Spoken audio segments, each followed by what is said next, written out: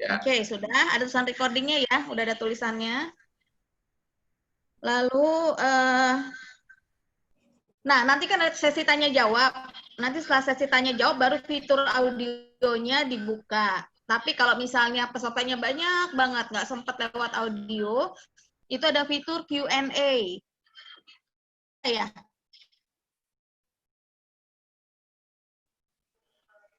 Bu Eli, maaf Bu. Soalnya kalau di handphone Q&A boleh tulis, nanti dibaca. Bu Eli, halo. Ya. Tanyanya lewat chat. Ya. Halo. Bu Eli, mau nanya Bu. Ya. Kalau seumpama ini saya tinggal sambil kerja, nggak apa-apa kan Bu ya? Ya. Boleh, tapi jangan hilang seterusnya ya. Saya kelihatan dari sini. Kalau misalnya ada ini, nggak apa-apa.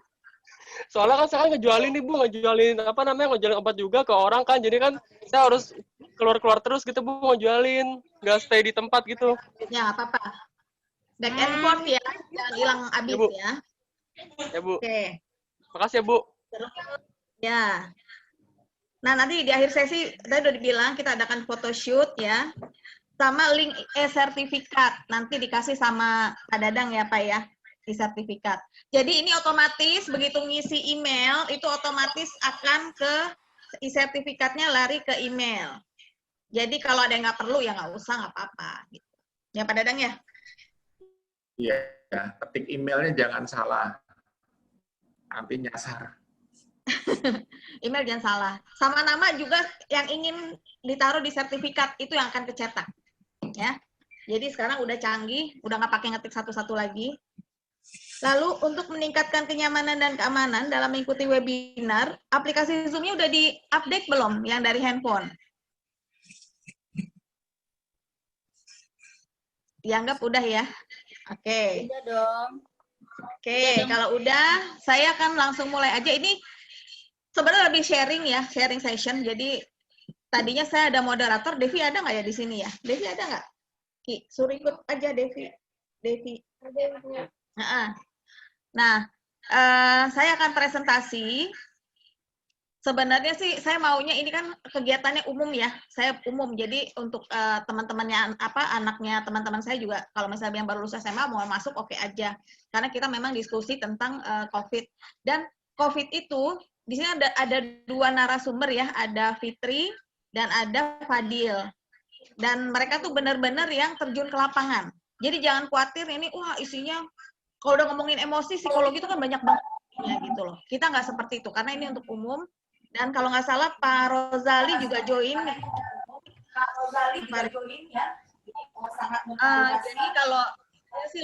Jadi kalau saya sih lebih sharing session lihat pengalamannya seperti apa sih gitu.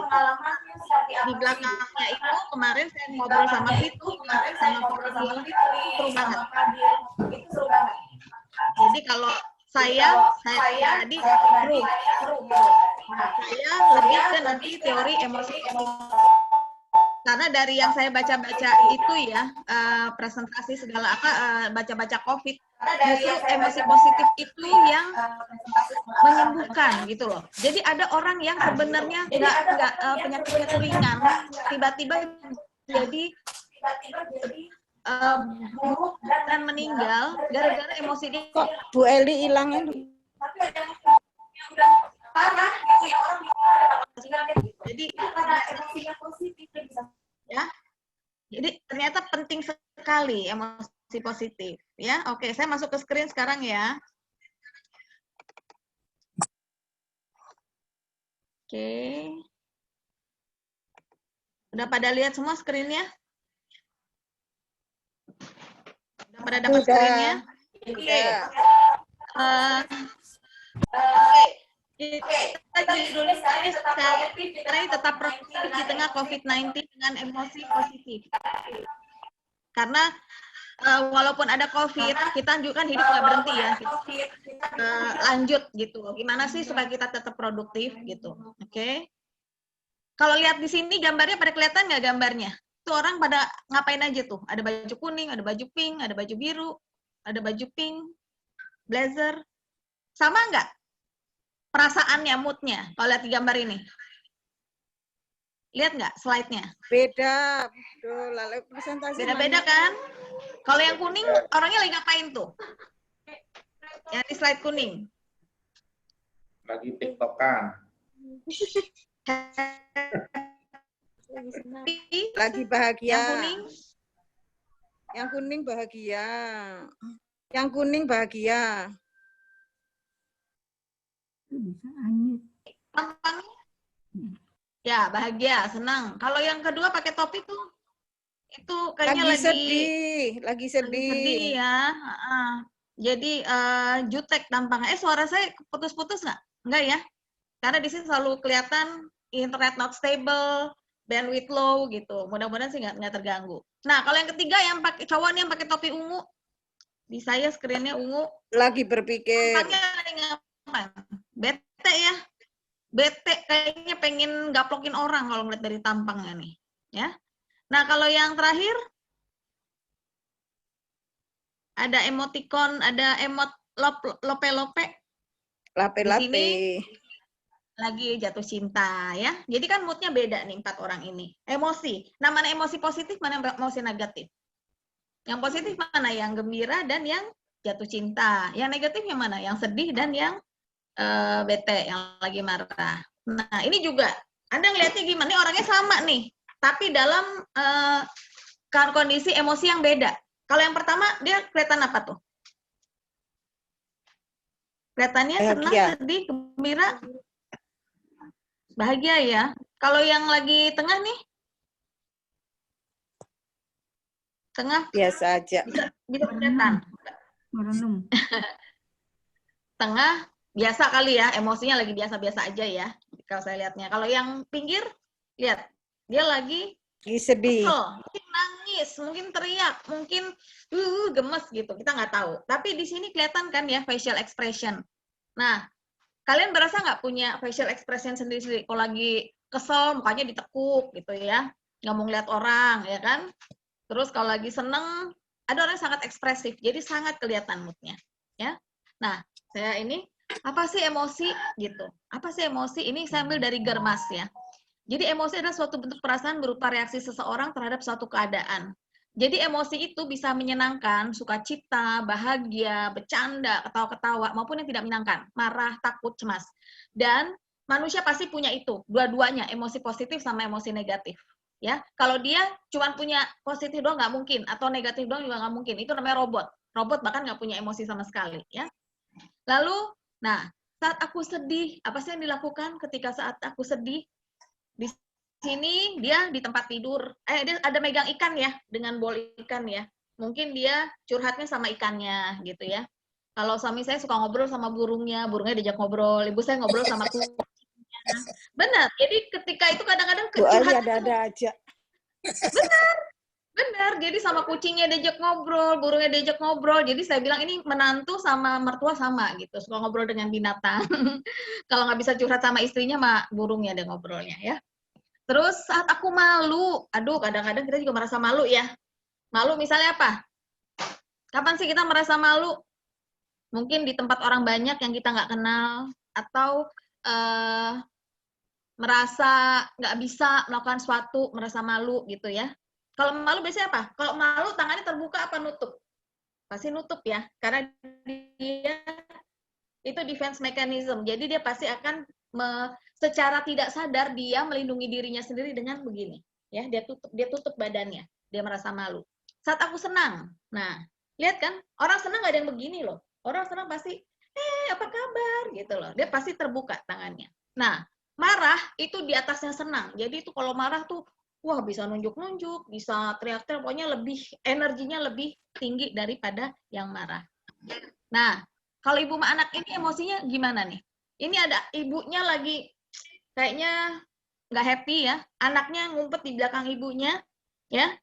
Kira-kira apa yang dirasakan oleh ibu sama anak ini nih? Di sini ibunya mungkin marah, apa ingin mendapatkan pengakuan atau pujian dari anaknya? Bisa juga orangnya nggak enakan, sering nggak merasa nggak enak sama seseorang. Itu perasaan yang enak nggak sih? Perasaan nggak enak, ya kan? Kita misalnya ngutangin duit sama orang, terus kita butuh nih, aduh nggak enak banget, nggak nyebut gitu, pengen, aduh bayar dong utangnya. Suka nggak ada perasaan kayak gitu? Nyaman nggak perasaan itu? Masih nggak nyaman ya? Di sini dilihat anaknya nih ngumpet, menjauhi ibunya. Lihat deh, bahasa tubuhnya tuh menjauhi ya. Satu ke depan, satu ke belakang. Sama juga lah suami istri kalau lagi marahan di tempat tidur pasti punggung-punggungan misalnya. Itu bahasa tubuh itu nggak bisa diumpetin ya. Dan itu alam bawah sadar. Walaupun orang berusaha ngumpetin, biasanya tetaplah, apalagi kalau orang makin dekat kita semakin tahu ya. Oke, next. Nah, di sini yang pasti perilaku kita tuh diatur oleh otak ya. Otak itu mengatur perilaku manusia. Nah, otak itu sendiri terbagi 3 bagian besar, otak depan atau neokorteks, otak tengah atau ya, dan reptilian brain. Jadi otak reptil. Di sini dibilang juga dinosaur brain. Nah, pada waktu kita berpikir, pada waktu kita mengerjakan ujian, pada waktu kita kuliah yang berfungsi adalah neokorteks. Ya, jadi pikiran itu ada di neokorteks. Limbic brain adalah emosi yang mengatur emosi. Jadi kalau kita lagi kesel, kita sedih, kita senang, itu ada di otak tengah, ya. Jadi otak yang mengatur emosi. Nah, reptilian ini apa? Reptil ini adalah yang mengatur insting. Insting itu kan kita nggak mikir ya. Kalau kita mau nyalain kompor atau kena api, kita otomatis narik tangan tanpa harus mikir lagi kebakar. Nah, itu namanya insting. Sama ketika kita tidak sadarkan diri, katakan kita lagi mabuk, itu kan udah nggak sadar tuh. Itu yang main di reptilian brain, reptilian brain ya, dinosaurus. Jadi otak dinosaurus karena katanya bentuknya kayak dinosaurus ya. Jadi kalau anaknya dia mabok atau seorang dalam keadaan marah, kan kadang-kadang kita marah banget dan kita tidak sadar ya. Kan suka ada bunuh-bunuhan tuh ya, berantem segala macam, itu ada di reptilian brain. Jadi semakin kita memfungsikan otak otak depan, itu sebenarnya kita semakin bagus gitu loh. Karena nalarnya jalan, kan nalar ini ada di neokorteks. Kalau perasaan pakai nalar nggak? Nggak ya. Kalau kita jatuh cinta sama seseorang, mau jelek, mau nggak bisa apa-apa, udah jatuh cinta, udahlah perasaan deh, itu udah perasaan saya udah gitu, kok udah saya udah senang sama dia gitu misalnya. Nah, itu perasaan ya, ada di limbik ya. Tapi biasanya pada orang-orang yang neokorteksnya lebih berperan, itu dia akan bisa menyelaraskan antara perasaan dan otaknya gitu. Yang bagus sih semuanya berperan ya, karena kalau terlalu nalar juga dia terlalu rasional, dia nggak punya perasaan. Tapi kalau terlalu perasaan juga jadi ntar baper, sensitif. Kalau reptilian brain ya dia akan jadi semaunya dia gitu loh, karena itu nggak diatur, dia otomatis gitu. Oke, next. Nah, untuk positif negatif ini contohnya ya, negatif emotion itu ada angry ya, jadi ada frustrasi, ada nggak sabar, terganggu, irritable, anxious, incense itu yang muarah banget gitu, udah kayak mau makan orang ya. Lalu negatif yang lain ada exhausted, lelah, sad, sedih, depresi, hopeless, nggak ada harapan, dan tired, capek. Jadi emosi ini dibagi atas yang high energy dan low energy. Jadi positif sama negatif pasti ada yang high energy, ada yang low energy. Jadi kalau anak kecil dia nangis teriak-teriak, dia itu emosi negatif yang high energy. Tapi kalau dia emosi negatifnya misalnya di kamar ngumpet, dikunci, nggak mau makan, nggak mau minum, itu ada di low energy. Ya. Lalu kalau untuk positive emotion yang high energy itu optimistik gitu. Kita bikin yuk, seru deh kalau begini-gini, yuk kita kerjain tuh orang gitu. Misalnya kita ngeprank, itu kan optimistik ya. Confident gitu. Gue diminta jadi ini loh, ini, nah itu confident. Reseptif adalah menerima, misalnya ada orang ini, ada ini loh, oh ya udah boleh deh, gue mau ikutan gitu loh misalnya ya. Excited, seneng ya.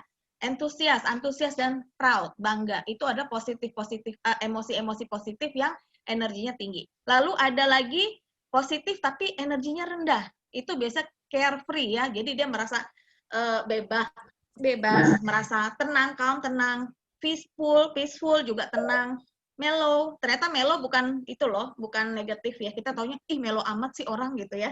Ternyata di sini mellow itu positif gitu. Sama orangnya pasif ya. Pasif juga sekarang kita lagi pada pasif ya, stay at home di rumah, nggak bisa ngapa-ngapain ya. Energi kita nggak sebanyak pada waktu bukan situasi yang PSBB. Ya, jadi ada emosi negatif, ada emosi positif, dan setiap emosi itu ternyata bisa yang low energy, bisa high energy. Tergantung orangnya, ada orang yang pasif, ada yang orang aktif. Orang yang aktif pasti senangnya olahraga, yang bergerak ya, loncat-loncat gitu. Kalau yang low energy sukanya yang duduk diam gitu. Kalau saya mungkin orangnya yang low energy, jadi sering yang cuma duduk, nonton TV, nonton bioskop gitu, nonton konser. Nah, itu saya suka. Tapi kalau orang yang anak saya tipenya yang high energy, nggak betah dia kalau duduk diem itu nggak betah. Dia harus do something gitu. Oke, nah saya nggak terlalu ini karena ini bukan kuliah, jadi emang kecerdasan emosional itu intinya adalah gimana kita mampu mengelola emosi. Ya, kalau si Goleman Daniel ini bilang kemampuan mengenali diri sendiri. Jadi kita harus kenalin diri perasaan kita sendiri. Kita kalau marah karena begini, gitu loh. Kita akan begini kalau gini. Kita mengenali diri kita sendiri. Jadi kita mengenali orang lain. Kemampuan memotivasi diri sendiri dan kemampuan mengelola emosi baik pada diri sendiri dan dalam hubungannya dengan orang lain. Kalau kita ngomong emosional itu memang pasti tidak berdiri sendiri, tapi ada kaitannya dengan orang lain. Lalu John M. Gottman bilang kemampuan mengelola emosi melalui kemampuan mengatur emosi, baik bersumber dari diri sendiri maupun orang lain. Nah, ini ada orang Indonesia juga yang kasih ini pendapat, yaitu kemampuan membaca pikiran sendiri. Jadi kita harus kadang-kadang kita nggak tahu ya, suka nggak? Ih, udah deh, kalau saya sering makan siang nih, misalnya saya udah beli bakso deh, begitu baksonya datang, lihat Mbak Isti makannya nasi kuningnya ugan. Aduh, Mbak Isti kayaknya makan nasi kuning ugan deh, gitu. Nah, itu kan contoh kita nggak bisa. Tadi mau ini, ntar berubah lagi, gitu loh. Jadi kita minimum kita harus tahu apa yang kita mau.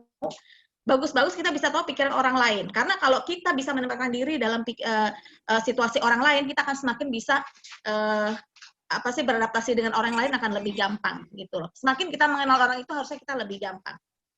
Oke. Nah, untuk faktor kecerdasan emosional itu ini KS sebenarnya emotional quotient ya, EQ, ada IQ, ada EQ. Jadi biasanya melibatkan kemampuan mengendalikan emosi dengan bisa merasakan emosi orang lain. Kalau bahasa Inggrisnya tuh pokoknya dia pakai sepatu orang lain. Saya lupa jadi bahasa Inggrisnya apa deh. In someone's shoes, put yourself in someone's shoes. Jadi kita taruh di tempat orang lain gitu loh. Oke, dan di sini faktor penentunya ada yang empati, terus mood regulation, moodnya dikontrol. Kadang-kadang kan ada orang yang moody ya, moody, terus atau moodnya bagus, atau jelek. Wah, kita agak susah nih kalau beromongan kayak gini. Interpersonal skill, jadi dia bisa berhubungan dengan orang lain, bisa berkomunikasi. Karena komunikasi itu adalah satu skill ya, karena kadang-kadang ada orang yang mau ngomong apa aja susah banget. Itu tuh di situ ambilin dong yang itu gitu. Itu kan enggak. Jadi saya tuh suka marah sama anak saya kalau ambilin itu. Saya bilang nggak boleh, kamu harus sebut itu apa gitu. Itu kemampuan untuk komunikasi. Lalu ada intermotivation, kemampuan memberikan motivasi yang baik. Ada self-awareness, kemampuan menyadari efek dari emosi diri, mengenal diri sendiri, dan mengenal orang lain sebenarnya. Nah, ciri-ciri orang dengan kemampuan emosi tinggi, kecerdasan emosional tinggi adalah dia mampu mengartikulasikan pengalaman emosional. Jadi kayak misalnya, kita berantem nih sama orang. Terus udah gitu, oh dia orangnya gitu. Lain kali saya nggak bisa begitu sama orang itu, karena dia nggak bisa digituin itu misalnya. Terus bisa membaca kekuatan dan kelemahan diri. Nah, ini juga sebenarnya kekuatan dan kelemahan diri itu tergantung kita ya. Kadang-kadang yang tadinya kelemahan bisa jadi kekuatan ya. Jadi kita tahu mana yang akan kita eksplor dari kita sendiri yang bisa dikembangkan. Yang pasti sering dimintain pendapat sih kalau orang-orang yang kecerdasan emosinya tinggi ya. Dan mudah mengikhlaskan rasa kehilangan ya. Jadi acceptance itu salah satu bagian dari kalau itu ada defense mechanism yang positif. Jadi menerima, kalau orang Jawa bilang nerimo ya, nerimo, legowo, terus pasrah gitu, ikhlas, kalau bahasa agamanya ikhlas, kalau bahasa Inggrisnya acceptance. Bisa memahami perasaan orang yang memilih humor. Karena orang-orang yang lucu itu pasti akan lebih disenangi daripada orang-orang yang nggak lucu. Dan terus terang saya orangnya nggak lucu. Jadi kalau misalnya saya di pair sama orang-orang yang presentasi yang lucu, saya bisa kalah pamor. Tapi kadang-kadang orang saking lucunya, isinya tuh lupa gitu loh. Bercanda mulu, isi presentasinya jadi malah kelupaan. Ya. Nah, ternyata kecerdasan emosional itu 4 kali lebih dibutuhkan dibandingkan IQ. Jadi kalau IQ-nya tinggi, misalnya 140, masuk jenius, tapi kecerdasan emosionalnya rendah, dia juga nggak bisa berhasil. Jadi justru yang bagus IQ-nya rata-rata cukup, tapi dia orangnya kecerdasan emosionalnya tinggi. Ya, next. Nah, ini berlatih kendali emosi sejak dini. Di sini sih yang pasti dari kecil anak itu diajarin untuk jadi pendengar aktif. Biasanya kan ibu yang ngajarin, duduk gitu kan. Terus empati. Jadi Biasanya kan kita sukanya judging ya. Kalau manusia tuh otomatis deh. Misalnya orang lewat gitu kan, pakai bajunya nggak pantas sih, jelek banget sih tuh orang pakai baju itu misalnya. Itu kan judging ya, gitu. Lalu mengajarkan kosakata, menyampaikan perasaan agar mau membedakan sedih, kecewa. Nah, ini hubungannya dengan emosi, dengan komunikasi. Kadang-kadang kita kan menyampaikan sesuatu yang tidak baik kan kita harus bagus ya bahasanya. Nah, itu sebenarnya harus dilatih. Orang nggak bisa langsung jago, itu harus dilatih. Terus mengembangkan kesadaran diri agar ketika bertemu orang lain tidak membiarkan citra diri terlalu mempengaruhi perilaku dan interaksi sosial. Kadang-kadang kita mikirnya citra diri nih, aduh, makeup saya bener nggak ya? Baju saya cocok nggak ya? Aduh, ini kita sibuk dengan diri sendiri, jadinya kita gimana kita bisa mengerti orang lain gitu kalau kita sibuk dengan diri kita sendiri. Nah, yang perlu diingat dalam mengendalikan emosi itu, dia tidak terjadi dengan mudah. Dan juga nggak ada tes khususnya tuh nggak ada, ya. Pengendalian emosi dipengaruhi oleh kepribadian, kebiasaan, ambisi, kemampuan, dan menghubungkan ketiga hal tersebut di berbagai lingkungan. Ya, jadi kemampuan orang beda-beda ya, kemampuan untuk handle. Ada orang yang kupingnya lebih tipis, ada yang kupingnya lebih tebel, ada yang baperan, ada yang sebodoh amat. Nah, itu biasanya dipengaruhi itu untuk mengendalikan emosinya. Jadi dengan mengetahui apa yang kita ketahui dengan diri sendiri, kita bisa mengandalkan emosi. Nah, yang perlu diingat dalam mengendalikan emosi itu, ekspresi emosi atau perilaku yang berhubungan dengan emosi tertentu itu sangat kuat terkait dengan budaya. Kalau kita ngomong sama orang Batak, suka kekaget-kaget nggak? Di YouTube banyak ya, orang-orang Batak ya bikin YouTube gitu ya, kalau wah kamu begitu gitu ya. Atau orang-orang Manado. Sebenarnya kalau yang Jawa gitu, oh iya gitu loh. Jadi itu sangat pelampiasan ini sangat berhubungan dengan budaya. Beberapa budaya kadang sangat memperlihatkan emosionalnya, sementara lain mengajarkan bahwa emosi itu sebaiknya disimpan di dalam tanpa menyatakannya sama sekali. Kalau dari segi psikologi ini salah gitu loh. Kalau kita nyimpan emosi dan nggak keluar, itu malah jadi bumerang ke dalam ya, ke dalam diri kita. Nah, budaya juga berbeda dalam menyampaikan kapan, bagaimana, dan kepada siapa emosi itu dinyatakan. Dan itu memang harus dilatih si anak dari kecil. Dia harus ngomong gitu loh, mau nggak ini? Kadang-kadang orang anaknya diam, mau bilang nggak mau nggak enak gitu. Tapi di budaya kita kalau kita misalnya anak kecil ke rumah orang dikasih makanan, kan harus diterima ya. Kalau ditolak, kalau nggak suka, nggak enak, nggak doyan, tuh anak pasti diomelin. Kan? Boleh kayak gitu loh. Ya, saya pernah gitu anak saya waktu kecil dikasih kado waktu dia ulang tahun, dia bilang Asinan sayur ada mah. Itu saya omelin anak saya. Saya bilang nggak bisa kamu kayak gitu. Kamu harus bilang terima kasih. Kalau kamu nggak suka dengan kadonya, tetap di depan orangnya kamu harus bilang terima. Itu kan masalah budaya gitu. Oke, next. Ini tar dulu, UR screening-nya nutupin. Saya mudah sekali menjadi kesal. Mengapa demikian? Apakah ada cara untuk mengendalikannya? 1, marah yang berlebihan dapat menghancurkan rasa kedamaian dan kebahagiaan. Setuju nggak sih? Jika ini terus-menerus terjadi, berarti ada sesuatu yang sedang mengganggu, di mana tidak mampu mengutarakan dengan jelas atau sesuatu mengiritasi terus-menerus. Jadi, contohnya deh, sering nggak sih yang punya grup ya, tiba-tiba ada live gara-gara ngomongin politik, ngomongin Prabowo kayak waktu itu ada live, gitu loh. Ada yang ngotot, itu. Padahal kalau saya lihat kadang-kadang ya, itu tuh mungkin masalahnya bukan politik, mungkin dia punya masalah lain gitu yang dia tidak bisa sampaikan. Kalau dalam kuliah saya itu namanya proyeksi. Jadi seorang ibu yang marah banget sama suaminya, dia nggak berani karena suami tokoh yang kuat, yang dia takuti, akhirnya dia marahnya ke anaknya gitu.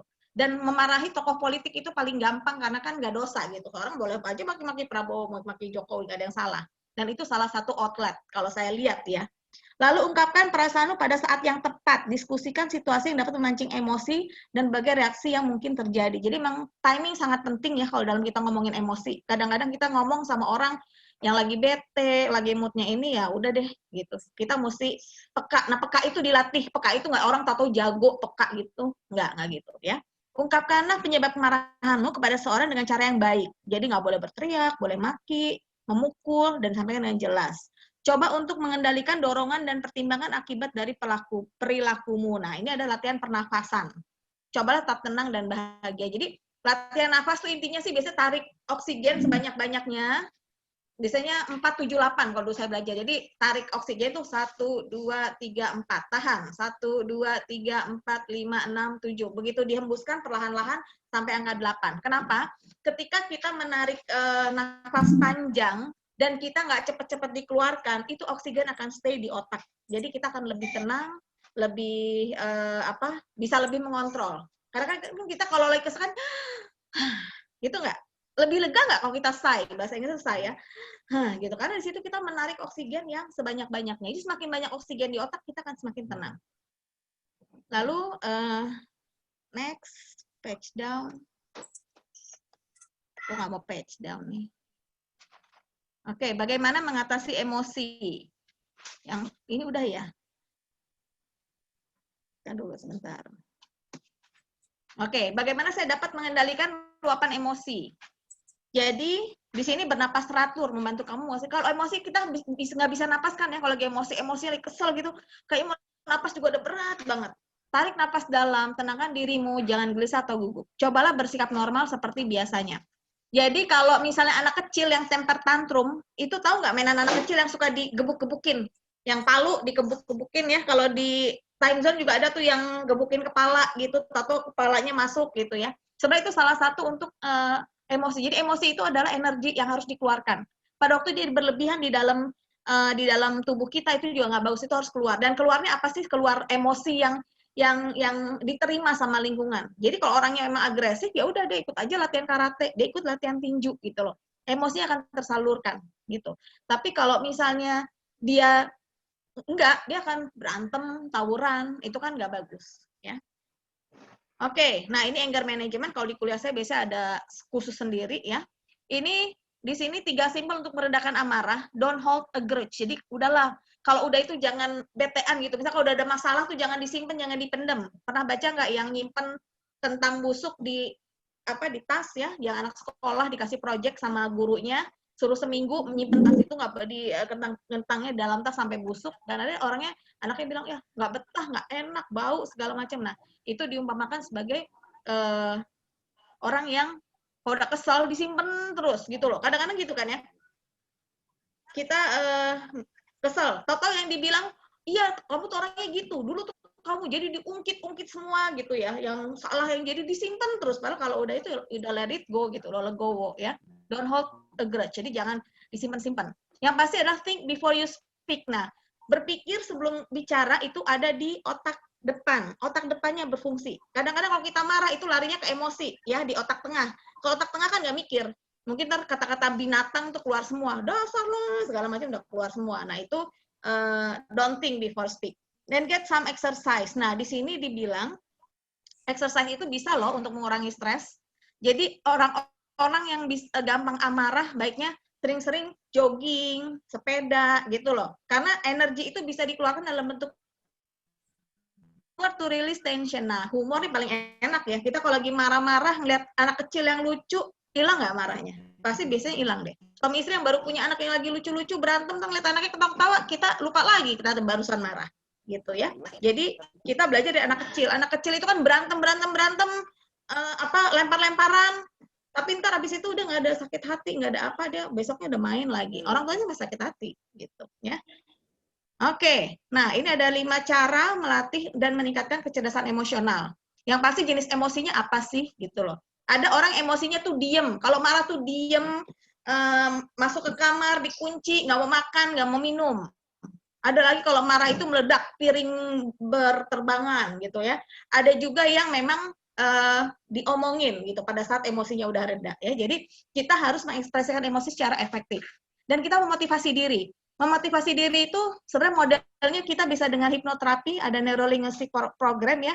Misalnya kita sebel banget sama orang, pokoknya ngeliat orang itu aduh kayaknya enak banget ya, udah kalau ada orang itu mendingan kabur gitu kan, ada orang kayak gitu yang menghindar ya. Kita bisa gitu, kita dalam hati dia oke, dia baik, dia baik, dia baik.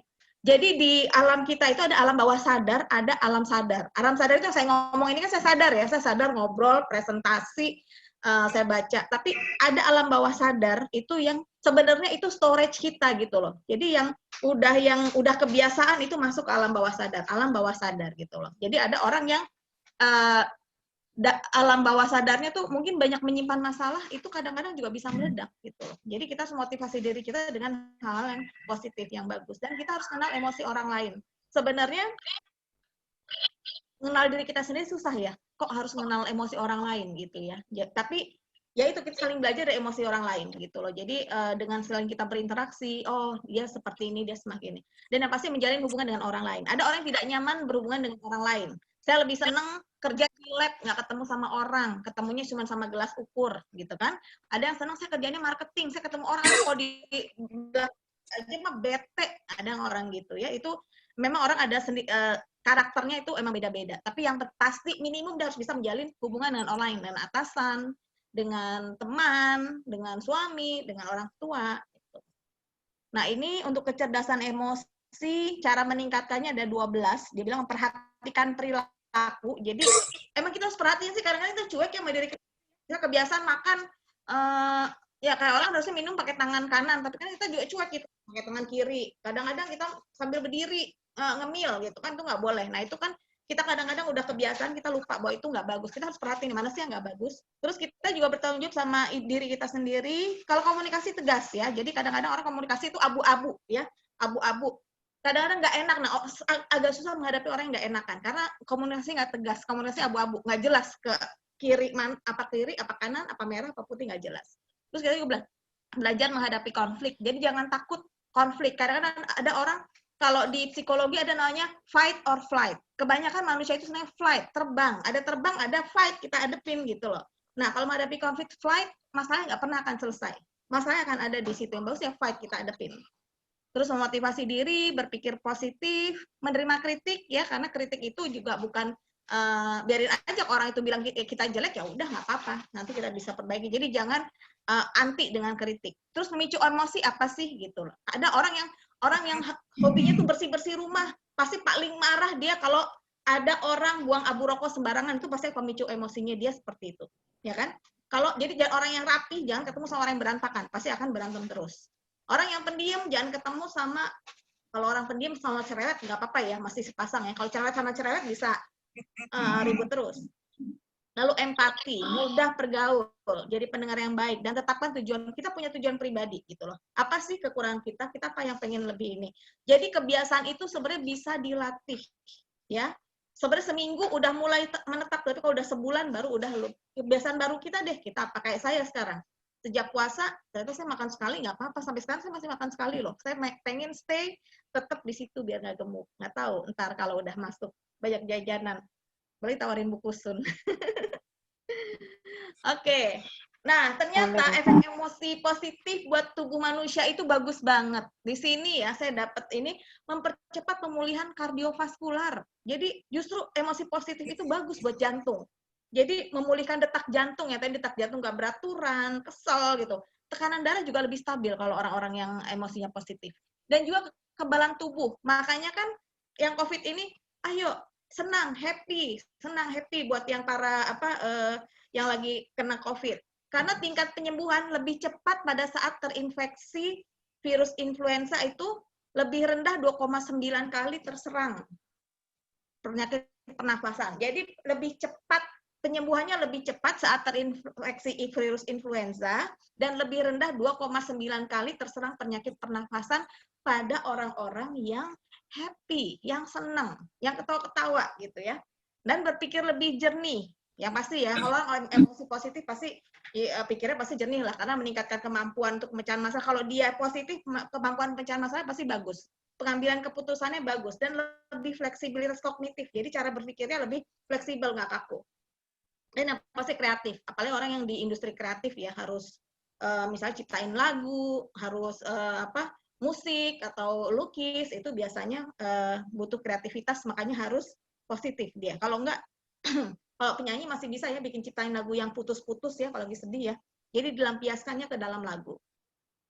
Nah, ini saya ambil dari WHO yang paling baru di itu COVID ya. Aduh, ada yang raise hand. Bentar ya, raise hand-nya ya. Saya habisin dulu. Ini Kristanti Susana, kayaknya teman saya ini. Sebentar ya, Nonon ya. Oke. Ways to take care. Jadi gimana sih supaya kita care sama emotional health selama pandemi COVID-19 ini dari WHO. Jadi yang pasti cari cara untuk relax dan melakukan aktivitas yang sehat yang kita sukai gitu loh. Anyone can feel stress and anxiety. Terus terang ketika baru-baru PSBB, saya senang, wah asik di rumah, wah nggak harus uyel-uyelan ke kantor gitu kan, macet segala macam. tapi tahan berapa lama? Seminggu, 2 minggu, pasti kita udah, aduh kok nggak bisa ini gitu loh. Dan di situ kita udah mulai yang, aduh mesti apa ya gitu. Jadi kalau saya sendiri sih kemarin aktivitas apa, mau nggak mau masak ya. Kalau mama pasti kan masak ya, di rumah adanya kompor apa, nyoba-nyoba resep apa segala macem, baca buku. Tapi kadang-kadang bosan juga ya. Yang penting semakin kita punya banyak hobi, semakin kita punya banyak minat, cara kita untuk rileks akan semakin mudah. Ada orang yang nggak punya hobi sama sekali. Waduh, itu yang susah ya. Saya berkebun suka, saya baca suka, saya masak suka. Jadi saya tuh orangnya sebenarnya lebih banyak sukanya tapi tidak dalam gitu. Kalau orang psikolog bilang you are shallow gitu. Jadi dangkal. Tapi saya banyak suka gitu. Oh, suka ini, suka nyoba gitu. Oh, mak bikin ini. Udah bisa begitu udah bisa bikin ya udah, challenge is complete karena saya orangnya tipe yang senang mencoba tantangan ya. Yang susah ada orang yang susah, nggak senang apa-apa. Melihara binatang nggak suka, beres-beres nggak suka. Aduh, paling susah deh tuh. Stresnya dia akan lebih tinggi. Lah, kok salah. Oke, tadi emosi positif. Gimana ya tadi? Oke, ini ya, kedua.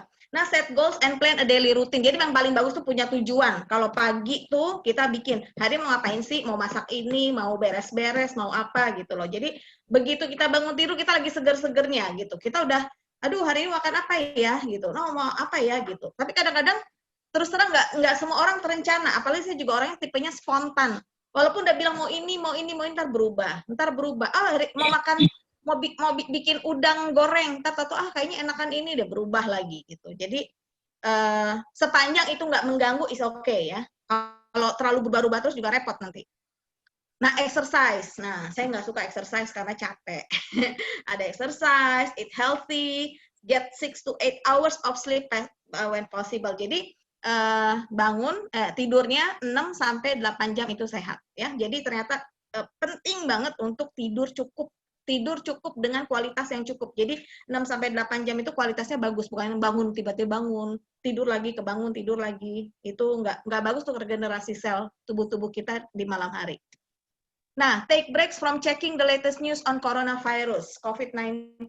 Kan stres ya kemarin ya baca-baca ini ya, baca-baca berita, apalagi kemarin, waduh begitu naik tiba-tiba, berapa tuh paling tinggi kemarin? Sempat 600 sampai 700 gitu kan naik. Udah gitu, ntar ada berita begini, ini begitu ya kan, apa sih, susah banget untuk menghilangkan kerumunan. Ada yang bagi-bagi sembako, kerumunan. Di pasar kerumunan, tahu-tahu kena semua itunya, kena COVID, kayak gitu-gitu kan kita stres ya. Dan memang ada orang yang, udah deh, nggak usah baca-baca, itu cuma bikin stres, ya udah, stay at home dan nggak usah baca yang stres-stres. Tapi kalau orang yang pengen tahu, ya boleh, tapi ya jangan stres. Kalau dia tipikal yang stressful, ya jangan baca. TV-nya itu aja, TV HBO gitu, yang ada film, jadi nggak ada berita-berita yang serem gitu. Nah, telepon teman, keluarga, ya, karena mendengarkan suara-suara yang kita kenal itu menenangkan. Sekarang ada video call ya, sekarang dikit-dikit kan video call. Make a video call to feel close when you're not together, ya. Terutama orang tua nih, kayak saya kan orang tua saya tinggal sendiri, ya udah benar-benar cuman video gitu ya. Jadi itu membuat kita oh sekarang ini kan sebenarnya makanya new normal. Ini kan sebenarnya new normal ya. Ini nanti akan jadi terbiasa, kita meeting online, kuliah online, seminar online, semuanya serba online. Itu akan terjadi hal yang biasa karena lebih sehat dalam masa pandemik. Oke? Nah, kalau lihat foto ini, seneng nggak sih lihat foto ini? Saya begitu ngeliat jatuh cinta sama foto ini. Lucu banget fotonya. Siapa ini? Di sini Duta Kehormatan UNICEF, David Beckham. Pada kenal nggak David Beckham? Pemain bola ya, pemain bola. Dulu apa ya pemain bola ya? Manchester United ya? Ki, tahu nggak Ki? Dari Belanda. Enggak, Inggris Ibu. Saya taunya ininya dia, istrinya dia Victoria Beckham karena dia Spice Girls, penyanyi ya. Dan Victoria juga orangnya keren, jadi dia punya line clothing juga, jadi keren lah si Victoria ini ya. Mereka powerful couple dua-duanya, David Beckham. Nah, tiba-tiba saya baru tahu sih David Beckham pernah ke Indonesia nih. Ternyata tahu bersama Sri pun 15 tahun di rumahnya di Semarang, Jawa Tengah. Baru tahu saya si David pernah ke Jawa Tengah. Tanggal 27 Maret 2018. Sri pun diunjuk oleh lingkungannya untuk menjadi agen perubahan dan berpartisipasi dalam program anti-bullying yang diinisiasi UNICEF. gitu. Pantes anak ini untuk jadi agen perubahan ya, change agent untuk anti bullying. Orangnya happy kan? Orang tukang bully bisa nggak happy kayak gini? Enggak. Orang tukang bully itu pasti iri hati. Kok dia punya ini, kok gue enggak. Biasanya orang bully gitu, dia power gitu. Saya pengen menguasai dia. Di happy gambarnya ya, positif emosi. Nah, kemarin saya baru ikut seminar online juga tentang resilience ya. Resilience itu bahasa Indonesia ketangguhan. Jadi sebenarnya kalau kita positif emosi itu akan memupuk ketangguhan dalam tubuh kita. Jadi kita punya goal setting tapi realistik ya. Jadi misalnya ya kalau misalnya nggak pinter ya misalnya jangan pilih universitas ternama, itu kan nggak realistik ya kan. Terus self esteem, harga diri kita juga akan lebih baik gitu kalau kita itu positif, emosinya positif. Nah satu, learning from mistake. Ini yang orang kadang-kadang nggak mau gitu, bikin salah itu malu, bikin salah itu dosa besar, salah itu, jadi mereka nggak menghindari salah, padahal nggak, orang justru belajar itu dari kesalahan. Kalau kita masak, emang kita langsung enak masak? Saya masak, tanya Mbak Isti, saya baru masak baru-baru ini aja, kata Mbak Isti dulu masakannya Bu Eli nggak enak, gitu ya. Tapi Bu Eli sekarang masakannya udah lebih enak. Jadi kan saya learning from mistake. Oh ini kurang gula, kurang garam, kurang apa. Jadi learning from mistake. Jangan takut gitu loh. Kadang-kadang orang takut salah. Aduh takut diomelin. Saya nggak tahu mungkin masa kecilnya sering diomelin kalau salah atau dihukum sama gurunya nggak. Tapi sebenarnya it's okay gitu loh. Untuk marah is okay untuk marah. Manusia itu punya emosi. Bikin salah juga nggak apa-apa gitu. Tapi kita belajar dari ini. Lalu problem solving, understanding and acceptance. Jadi menerima diri kita sendiri. Terus kita juga mengenal strength, jadi kekuatan kita dan kekurangan kita. Terus kita juga bisa mengenali emosi kita dan emosi orang lain. Self control, pengendalian emosi, and willingness to overcome difficulties rather than avoid problems. Itu jadi kalau ada masalah, ada kesulitan, ayo kita hadapi. Jangan dihindari. Terus yang pasti optimistik ya, pola pikirnya, oh ini pasti bisa, ini bisa. Pokoknya optimis dulu deh, masalah hasilnya jelek itu urusan nanti gitu. Soalnya gini, kayak kita ke restoran, kan sering orang sama pengen nyoba restoran, begitu kita nyoba, ternyata nggak enak ya udah nggak enak, makanannya mahal, pelayanannya jutek, dia bakal ngomel-ngomel kan, nyesal makan itu, nyesal. Kalau saya nggak pernah nyesal. Kalau saya nggak nyoba, saya nggak akan tahu restoran itu begitu gitu. Pasti akan saya pengen situ, pengen ke situ gitu. Jadi ya itu kita harus optimis ya. Lalu social skill and ability to seek assistance from others. Nah, ini ada social skill di mana kita harus mampu untuk asking for help. Kadang-kadang orang tuh nggak mau minta tolong gitu loh. Jadi semuanya dipendem sendiri gitu. Kayak misalnya kita belajar matematik, kalau kita nggak bisa kan nggak mungkin kita nginin sendiri. Pasti harus minta tolong dengan orang lain. Nah, ini saya bagus banget tentang mengendalikan emosi.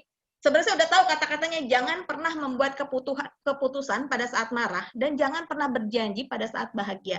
Ternyata kata-katanya dari Ali bin Abi Thalib. Saya baru tahu ini kata-katanya Ali bin Abi Thalib. Karena kita pasti don't make decision when you're angry and never make promise when you're happy. Karena namanya lagi happy kan mau apa? Oh ya nggak apa-apa, ntar nggak apa-apa. Ada janji banyak. Tahu-tahu berubah ketika perasaan dia nggak bahagia lagi. Atau ketika membuat keputusan saat marah ya, kayak misalnya suami istri marah, terus ya udah kita pisah aja.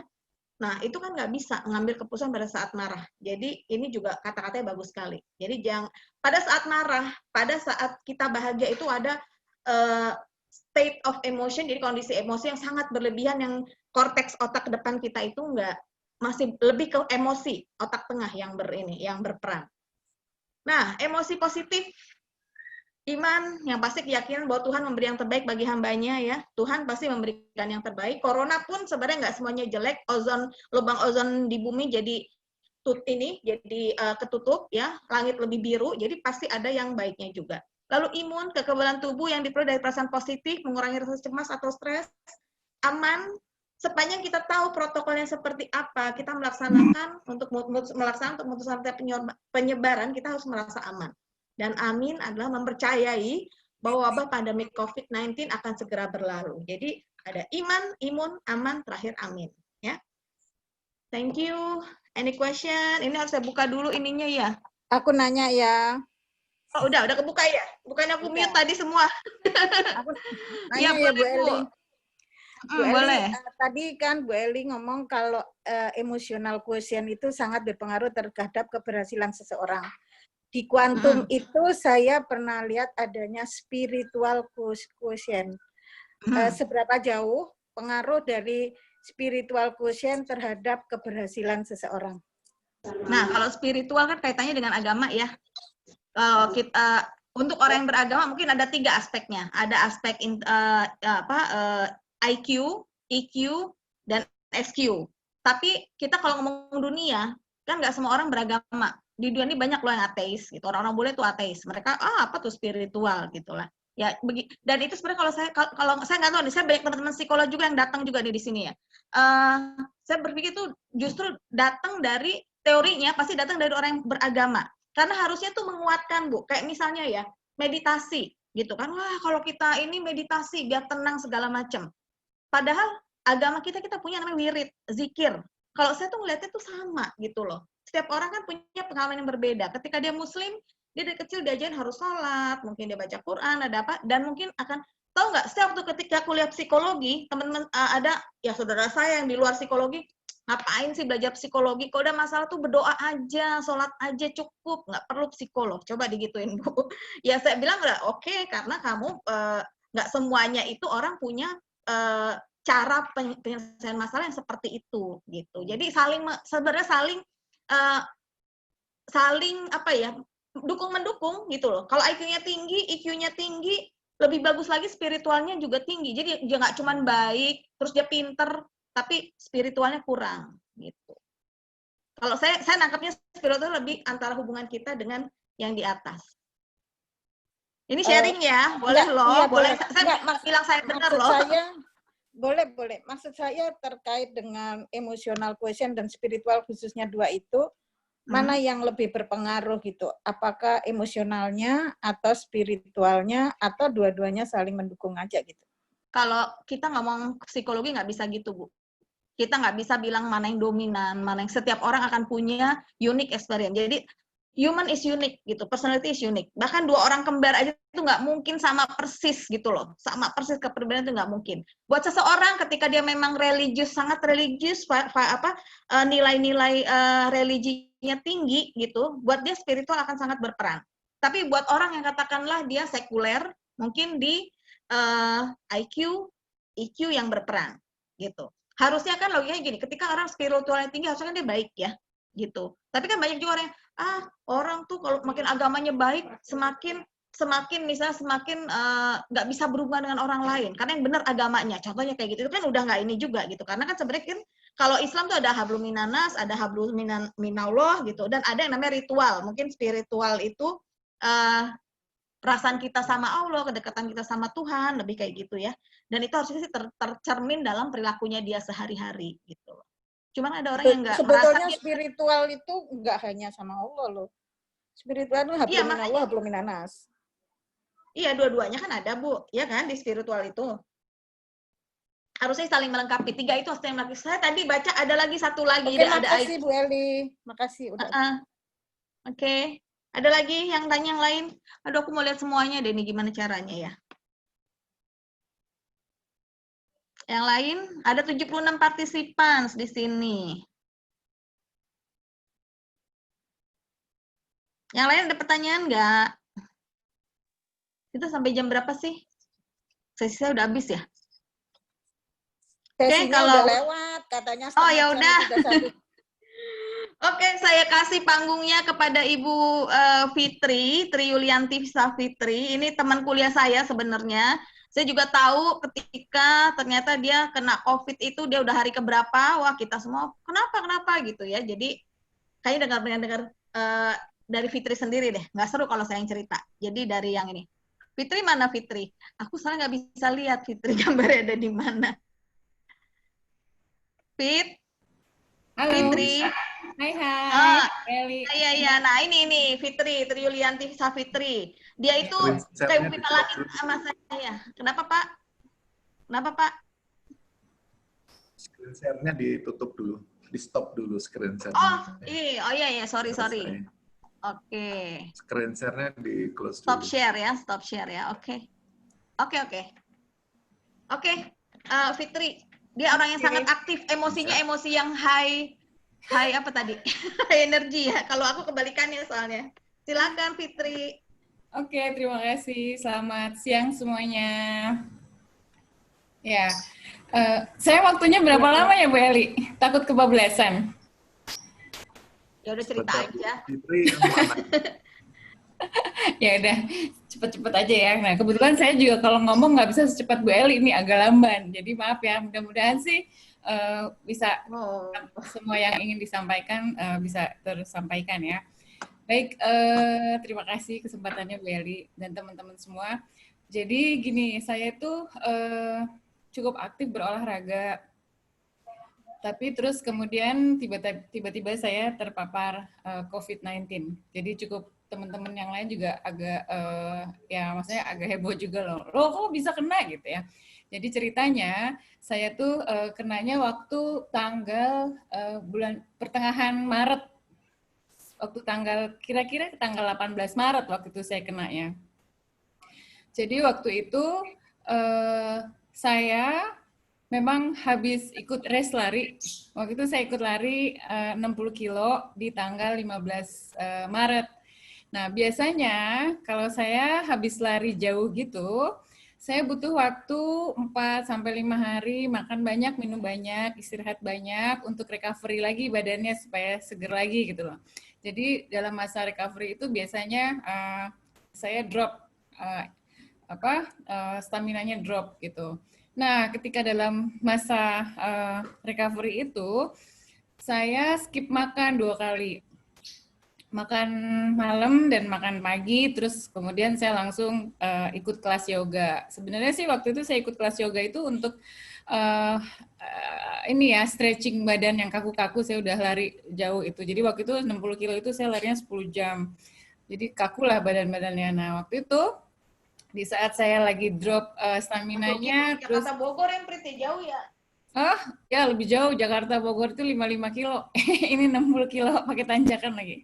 Terus jadi di saat saya drop stamina, terus saya skip makan, terus saya ketemu sama orang yang ketika itu di tempat yoga saya itu dia batuk-batuk keras banget dan lama, dan dia juga ngeluh bahwa tenggorokannya tuh kering banget gitu.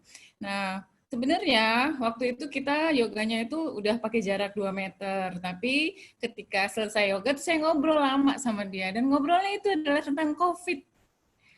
Kan aneh ya. Terus ya memang udah takdir lah ya.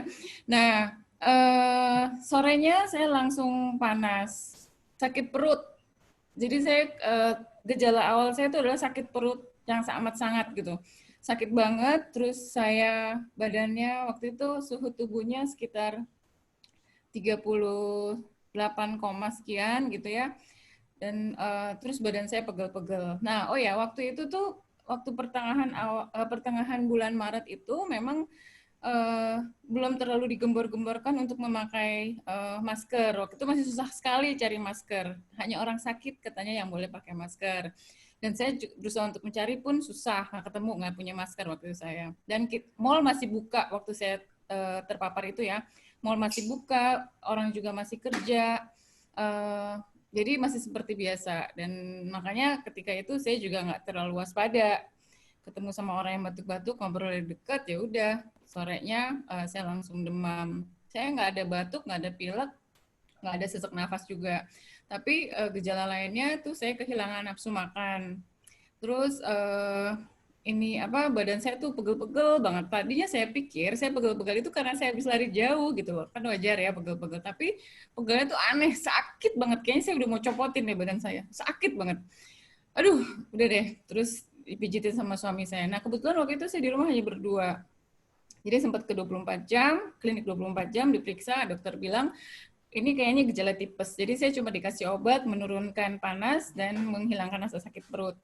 Tapi 3 hari kemudian nggak sembuh, terus saya ke IGD. Di IGD, sebenarnya saya waktu itu pingin diinfus ya, supaya saya dikasih asupan dari infus gitu. Tapi ternyata ketika itu sudah ada protokol, kalau yang mau diopname itu harus diperiksa ronsen toraks dan tes darah.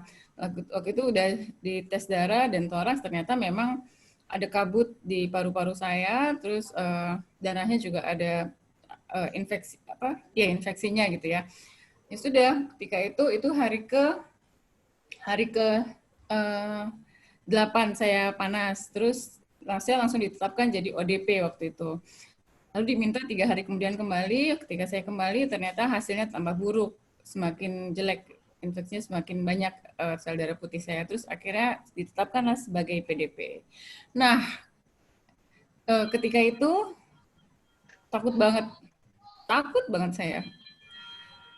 Karena waktu itu kalau buka HP, dikit-dikit orang innalillahi wa inna raji'un. Saudara saya juga ada yang meninggal. Suami dari teman saya juga ada yang meninggal.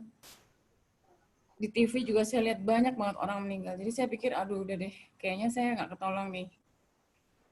Karena waktu itu kan yang sembuh tuh masih sedikit gitu loh. Saya takut banget, tapi terus tetap saya nggak bisa makan, nggak bisa maksain makan. Kemudian akhirnya di hari saya jadi dirawat dulu di rumah oleh suami saya selama 12 hari. Jadi semuanya yang urus tuh suami. Suami saya tuh tiba-tiba jadi baik banget gitu loh. Awalnya suami saya tuh nggak tahu tempat sendok di mana tuh dia nggak tahu. Dia biasanya, sendok di mana sih? Pasti ribut ya. Biasa ya kali laki-laki ya. Jadi saya harus nyiapin minum, bikin apa segala macam setiap hari. Nggak apa-apa sih. Tapi terus ketika saya sakit, tiba-tiba dia jadi pinter. Tiba-tiba dia bisa bikinin saya Havermut, bikinin teh manis, terus sehari 3 kali masuk kamar saya untuk ngasih saya makan gitu. Saya, aduh terharu juga ya. Saya sampai ngomong gini sama suami, kok tumben ya, kok kamu semangat banget ya, hebat amat, dapat energi dari mana gitu. Saya sampai nanya gitu ya, karena memang biasanya nggak kayak gitu. Terus dia bilang katanya energinya dari cinta katanya. Gombal ya. Terus ya udah, maksudnya itu membuat saya senang gitu ya.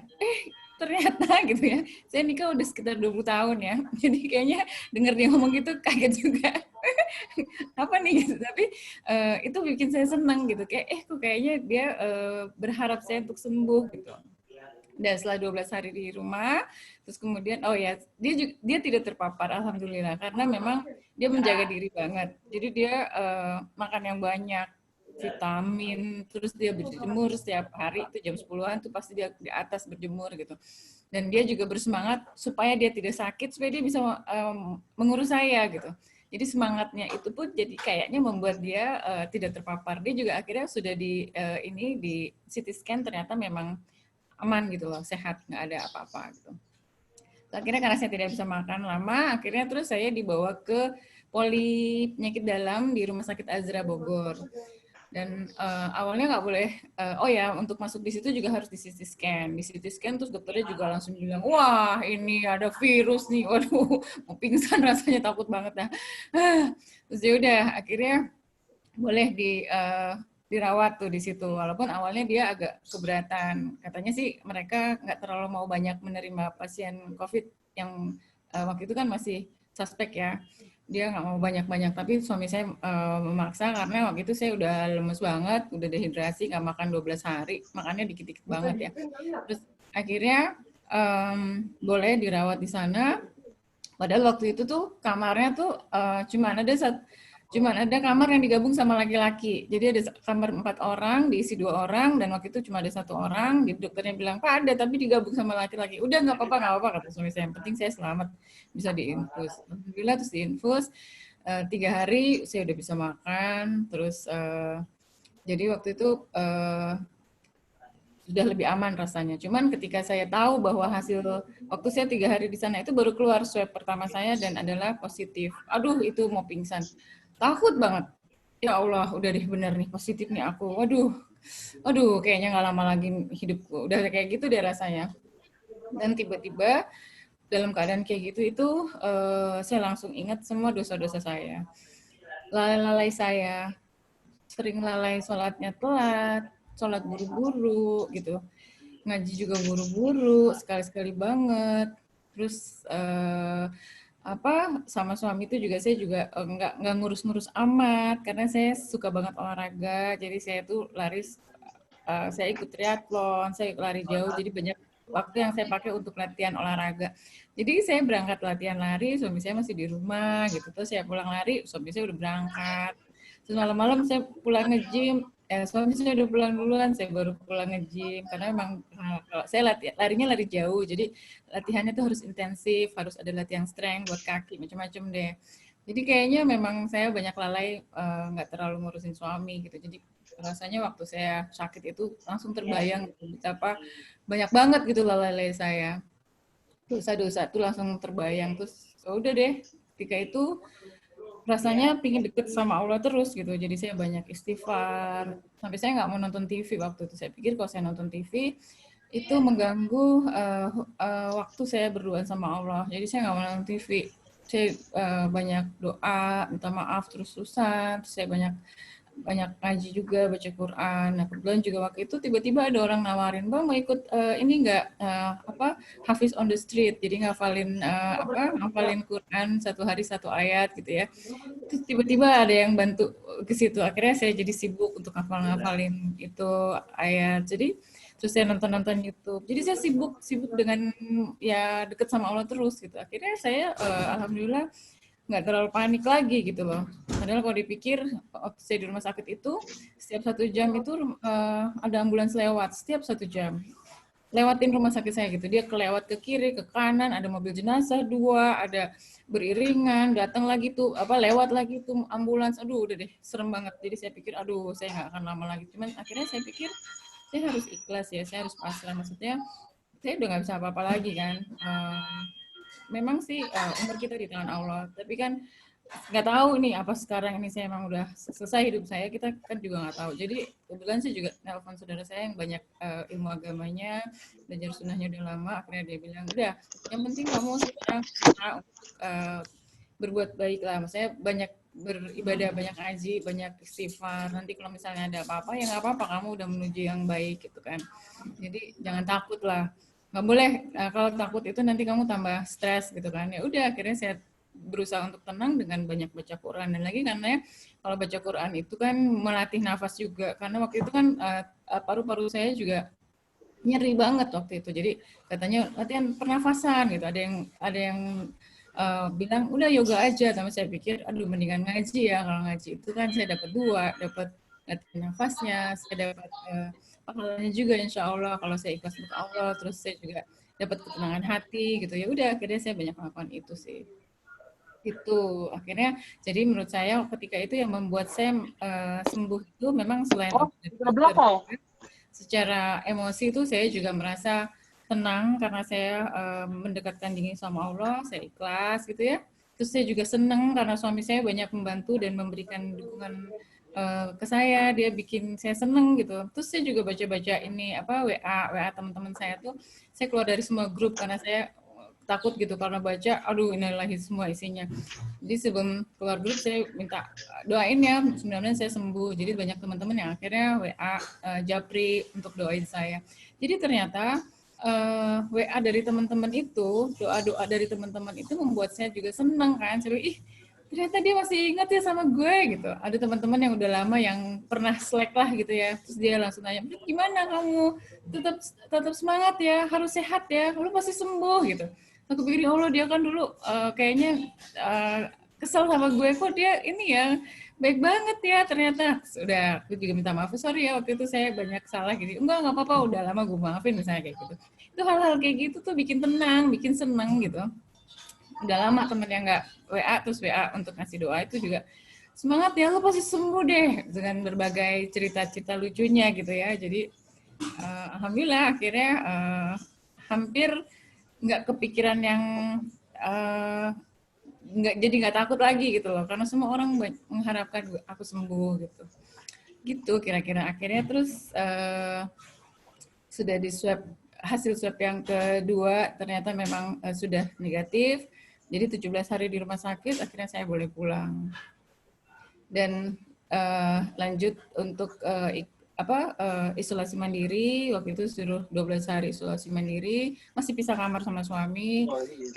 Sholat juga masih jauh-jauhan, dia di luar saya di kamar, padahal sholatnya berjamaah ya.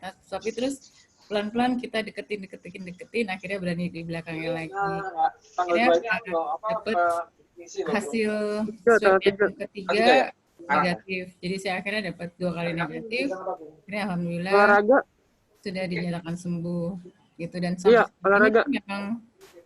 sampai saat ini nggak ada keluhan apa-apa sih, alhamdulillah gitu.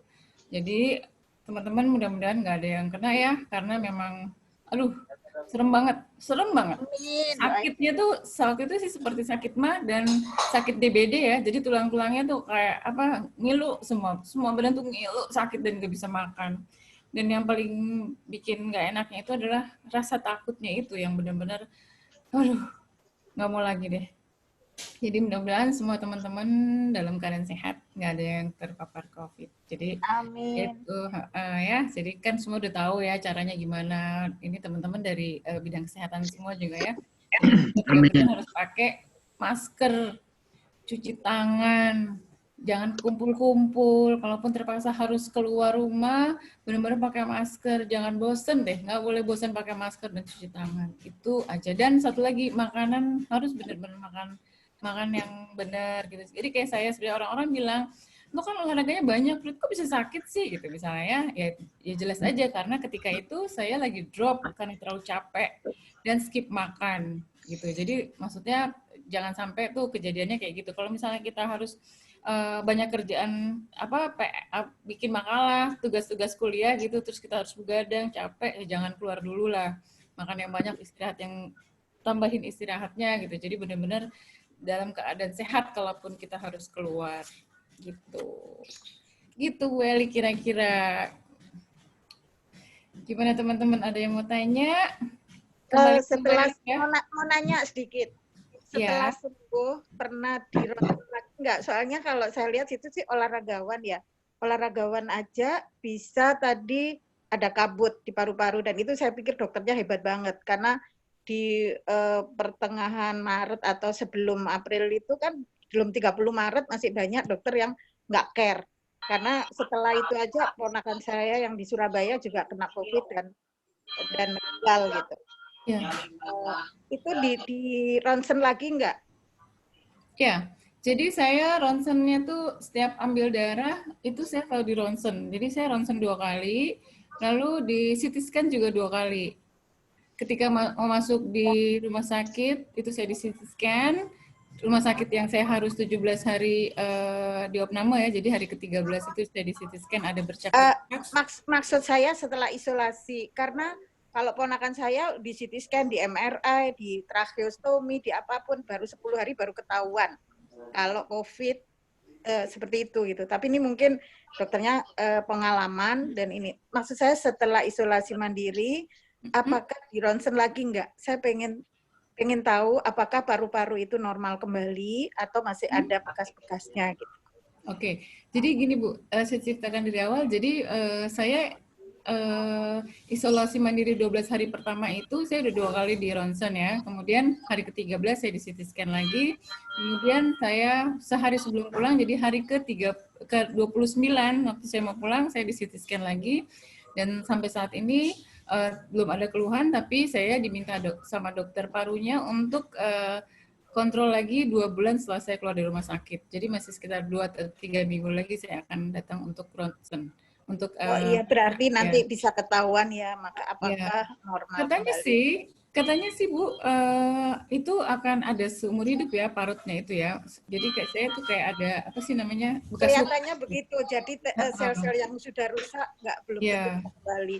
Tapi karena situ olahragawan, sekarang merasa lebih maksudnya napas mudah apa ada kesulitan? Ya, kalau soal hubungan dengan paru-paru sih saya karena saya ini belum berolahraga, saya dalam sehari-hari sih nggak terasa apa-apa ya. Tapi saya imunnya memang kayaknya turun deh. Mungkin karena habis sakit atau memang pengaruh dari COVID itu. Jadi saya kalau nyapu aja langsung bersin-bersin. Matanya gatel. Jadi saya nyapu sekarang pakai masker dan pakai kacamata gitu. Nah, tapi terus saya yakin kalau saya berolahraga lagi mungkin imunnya akan naik walaupun nggak banyak ya. Dan saya sudah mulai ikut workout sama teman-teman pakai WA chat itu, tapi baru sekitar setengah jam sampai 45 menit gitu ya. Rasanya sih ngos-ngosannya lebih karena ngos-ngosan yang saya pikir ya seperti udah lama nggak latihan aja gitu, karena kan 2 bulan tuh saya nggak latihan apa-apa, tapi terusnya nggak ada rasa-rasa yang mencurigakan ya, maksudnya napas jadi lebih pendek atau nyeri itu nggak ada sih. Tapi terus saya juga banyak benar-benar berusaha untuk mengaji banyak karena berusaha untuk, kan kalau ngaji tuh nahan napas panjang untuk selesai satu ayat gitu ya. Nah, waktu sebelum sakit ini, saya kalau ngaji justru nafasnya pendek-pendek. Tapi sekarang rasanya lebih panjang. Itu nggak tahu karena terlatih, apa karena banyak ngaji jadi lebih lancar ngajinya. Saya juga nggak tahu tuh. Tapi mudah-mudahan Kalau sih. memang kalau ngaji walaupun nggak istilahnya nggak ada istilah terlambat ya. Jadi Iya. walaupun udah tua teman saya udah pensiun baru belajar dan hebat, lebih hebat mungkin dari saya sekarang. Iya, asal banyak latihan ya Bu ya. Ya gitu ya Bu ya. Ada Terima lagi kasih banyak sharingnya karena ini sama-sama Bu. virus ini sebetulnya kalau dia mengalami mutasi juga bisa kena lagi orang yang udah Iya. pernah kena. Sampai sekarang saya nggak berani keluar loh Bu. Ini udah 2 bulan ya, saya nggak berani keluar. Jadi kalau pergi pun misalnya perlu ke supermarket, saya pakai masker yang N95, terus saya benar-benar buru-buru, saya nunggu di mobil, suami saya yang nunggu ngantri bayar gitu.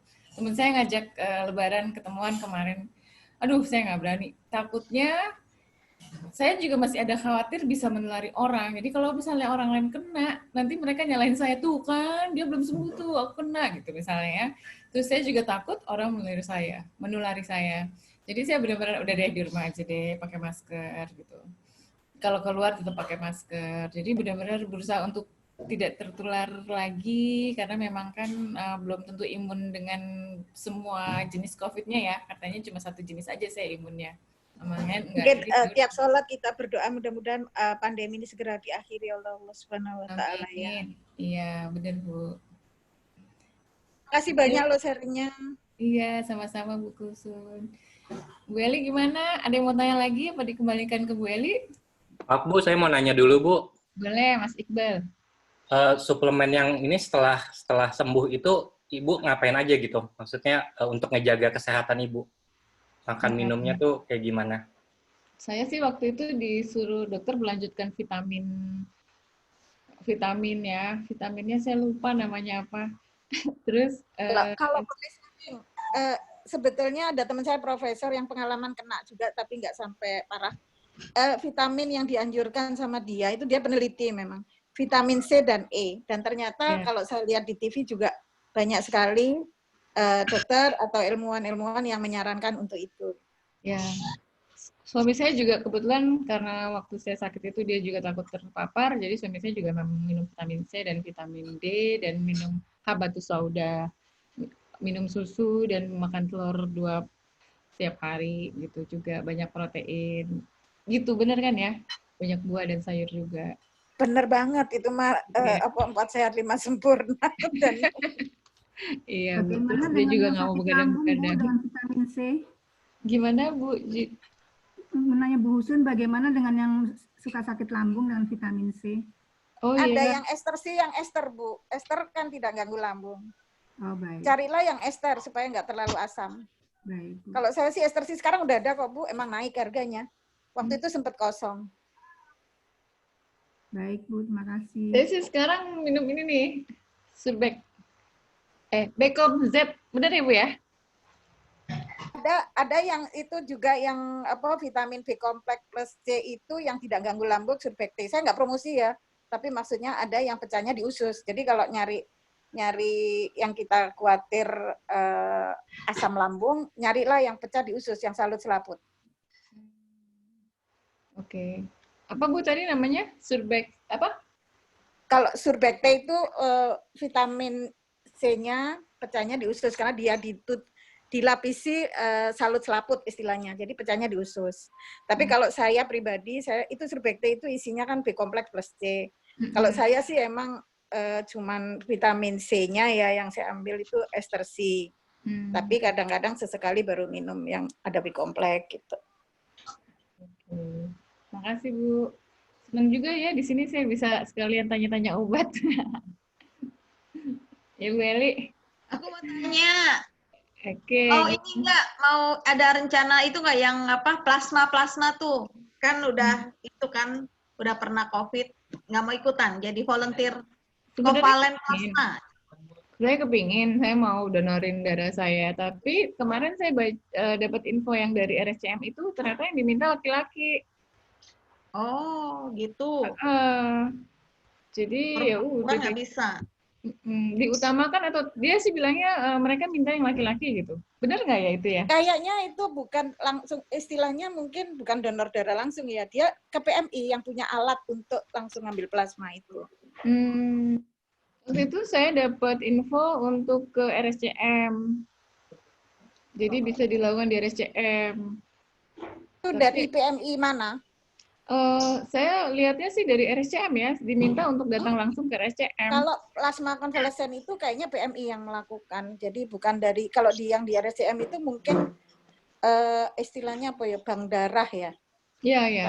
Nah, kalau ini bukan darahnya yang diambil plasma, tapi iya. Itu PMI, kayaknya bisa menghubungi PMI DKI deh. Dokter siapa? Oh iya. Siapa? Ya, nanti saya coba cari ya, Bu ya. Saya sih nggak apa-apa lah. Siapa tahu bisa bantu banyak orang ya. Mudah-mudahan. Gitu, Welly, dan teman-teman sekalian. Ada mau tanya lagi? Mumpung ada orangnya loh. Oke, kalau enggak mungkin gilirannya Fadil ya. Halo Fadil. Ya Bu. Oh, udah siap? Fadil udah siap? Ya Bu. Oke, Fadil ini kalian kenal ya, kan mahasiswa BHJ juga ya? Angkatan angkatan tahun ketiga sekarang ya? Dil ya? Iya. Ya, saya seru kemarin ngobrol sama Fadil ya. Pengalamannya untuk sebagai relawan, dan saya salut sebenarnya Fadil. Kita aja takut ya ketemu orang yang nggak jelas, kita takut. Kamu benar-benar jadi relawan COVID-19 dan dari yang kemarin tuh kamu benar-benar A to Z ya nanganinnya. Nah itu coba di-share deh Fadil. Sebelumnya selamat pagi teman-teman. Assalamualaikum warahmatullahi wabarakatuh.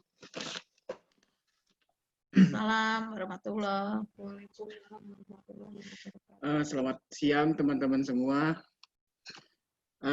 Mungkin hanya sedikit saja pembahasan dari saya tentang saya ditempatkan di Wisma Atlet dari rumah sakit yang menunjuk beberapa tenaga medis yang harus ditugaskan di sana.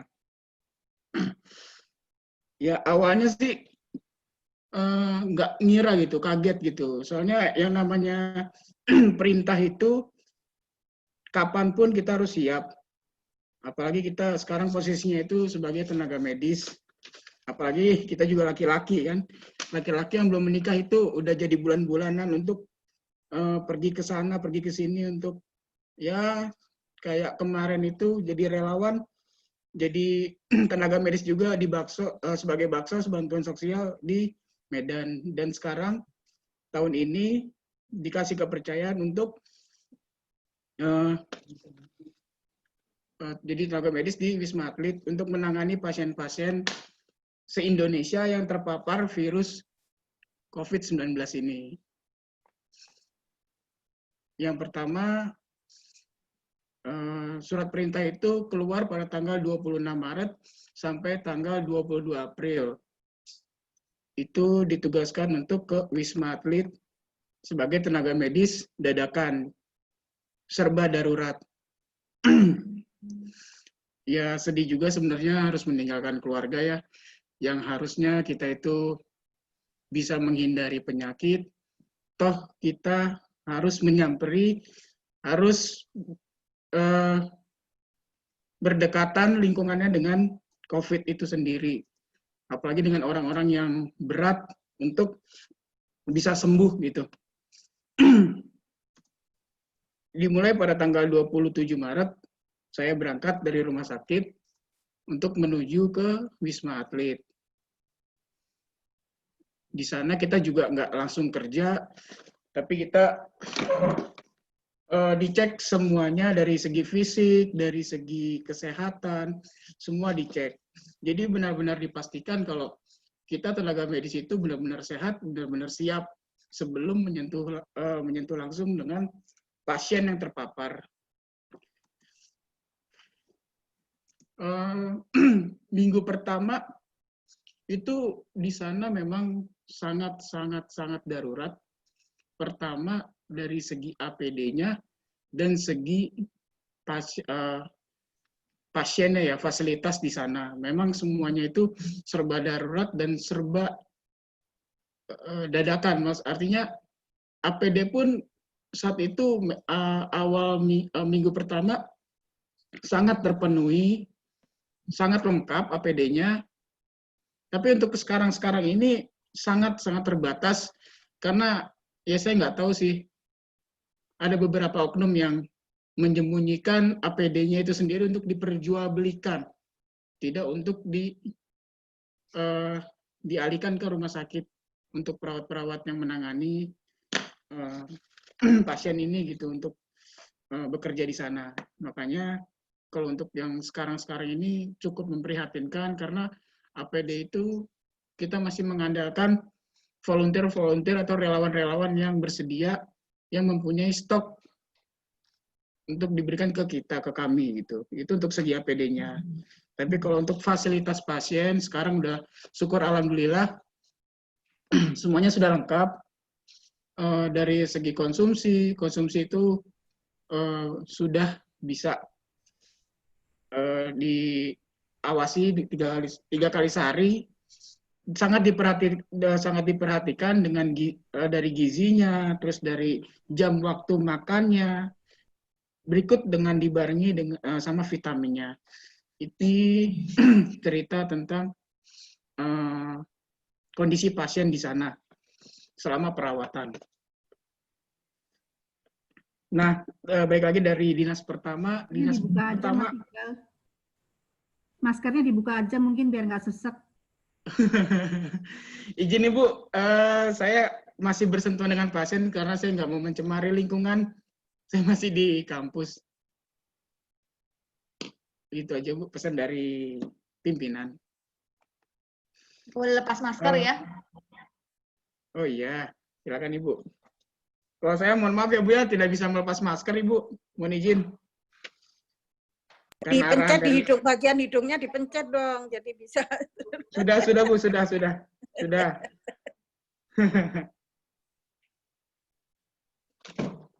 Sudah Ibu.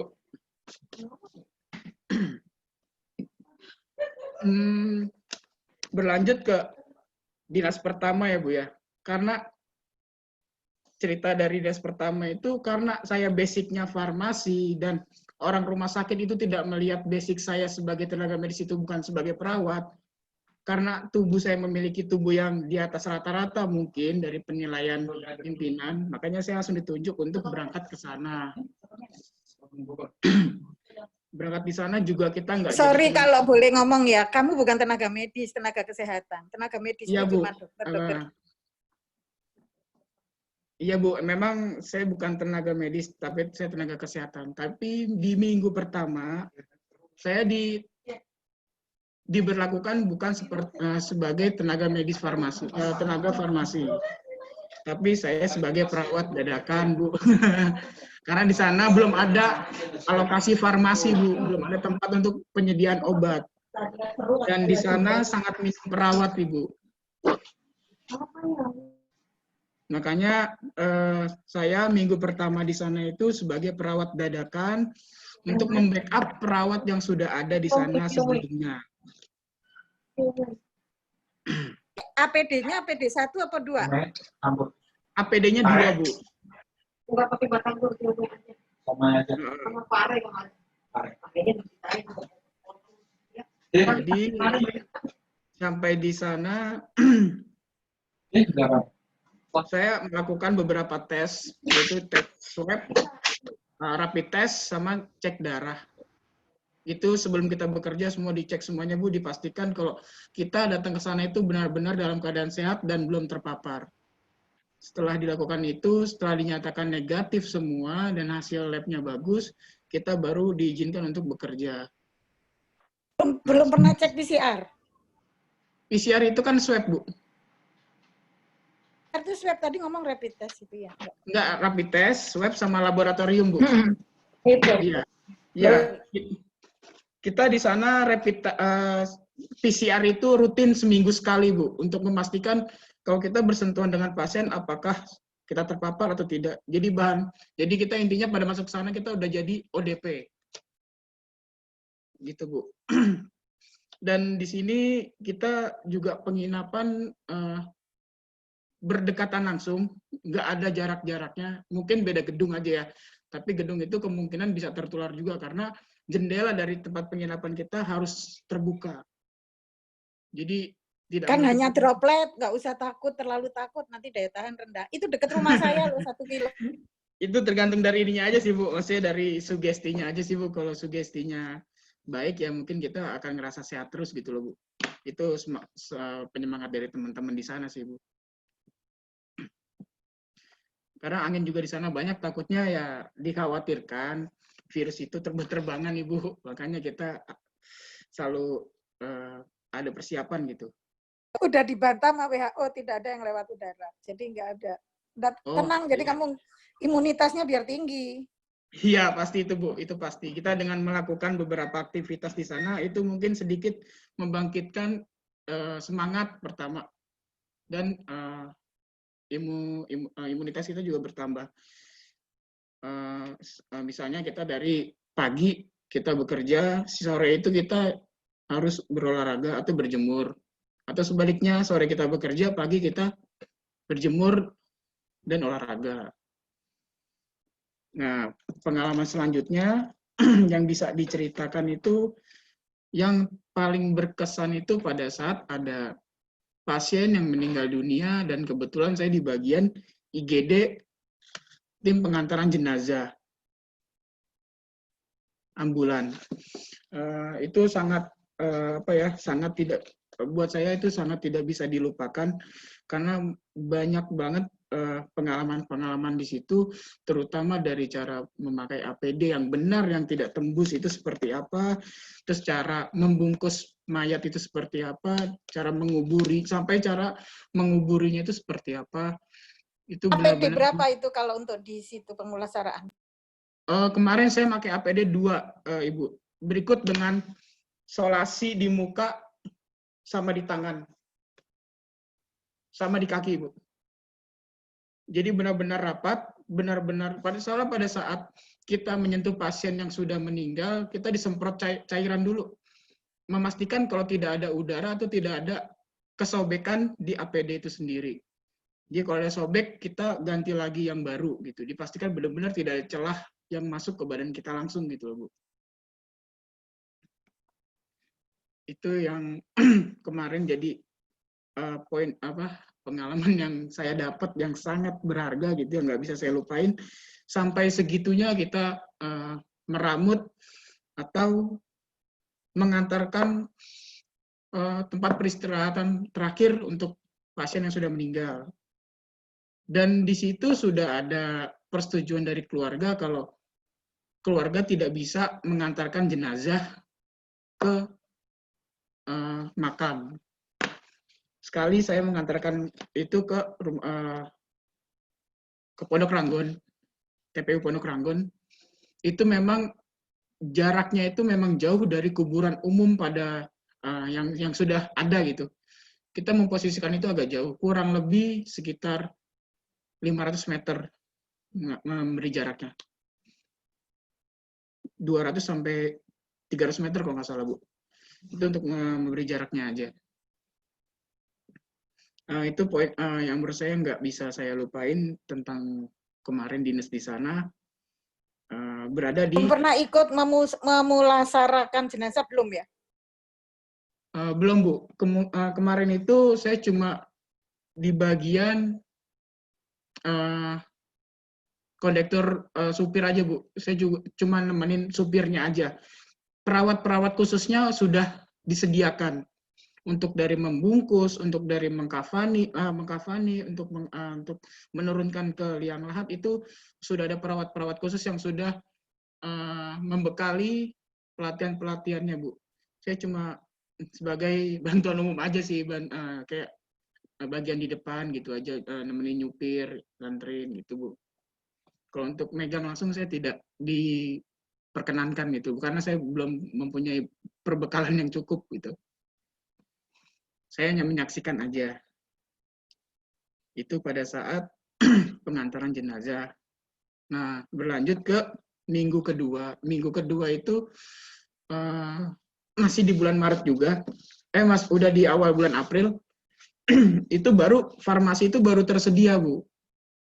Dan farmasi itu tersedia bukan dengan obat-obatan, tetapi dengan perlengkapan APD untuk perawat yang akan masuk ke zona merah.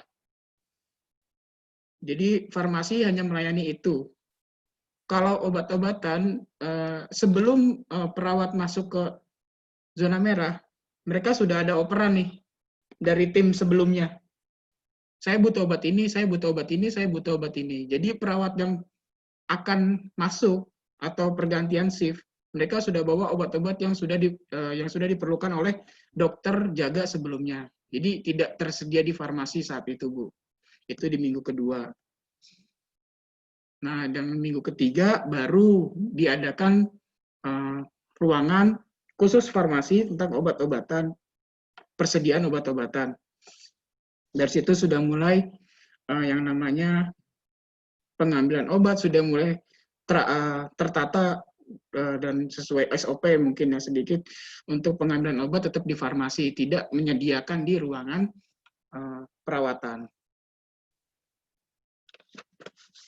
Terus pengalaman yang selanjutnya itu di sana kondisi pasien itu di sana tipenya mandiri ya Bu ya, karena jauh dari keluarga, jauh dari teman-teman yang ingin menjenguk itu dilarang semuanya. Saya dengar di sana ada CCTV tiap kamar, betul nggak? Oh, betul Bu. Tapi tidak semua Bu ya. Ini untuk pasien-pasien yang mungkin saya nggak ngerti juga sih Bu ya, ini kelas menengah atau gimana.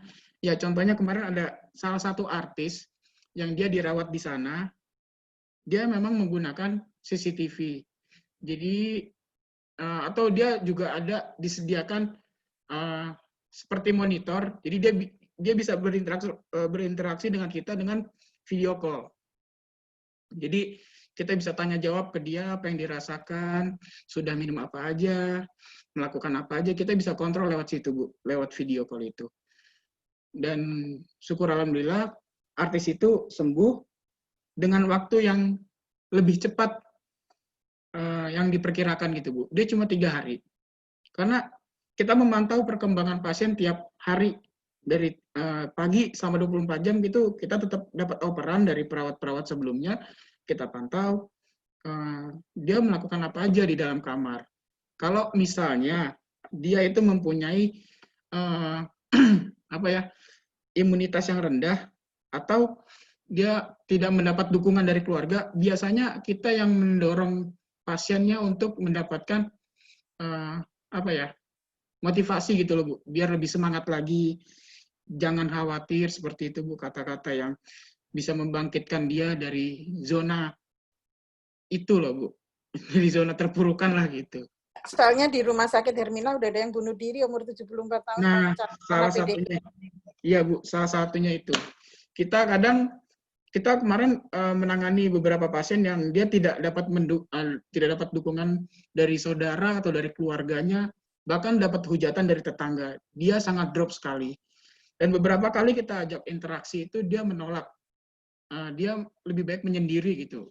Dan itu kan buat penilaian kami, perawat-perawat yang jaga di sana, lebih khawatir.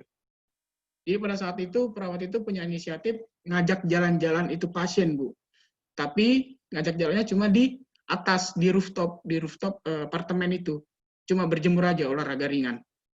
Ya setidaknya dia merefresh otaknya dia untuk tidak mendengarkan omongan orang-orang yang menghujatnya dia lagi. Itu aja Bu untuk kita membantu. Itu dekat loh sama rumahku, cuma 1 kilo, tapi kamu jangan ke rumah saya.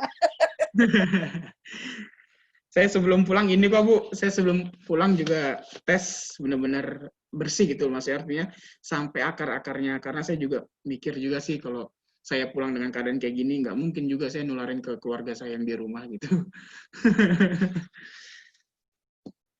Sekarang udah nggak tugas?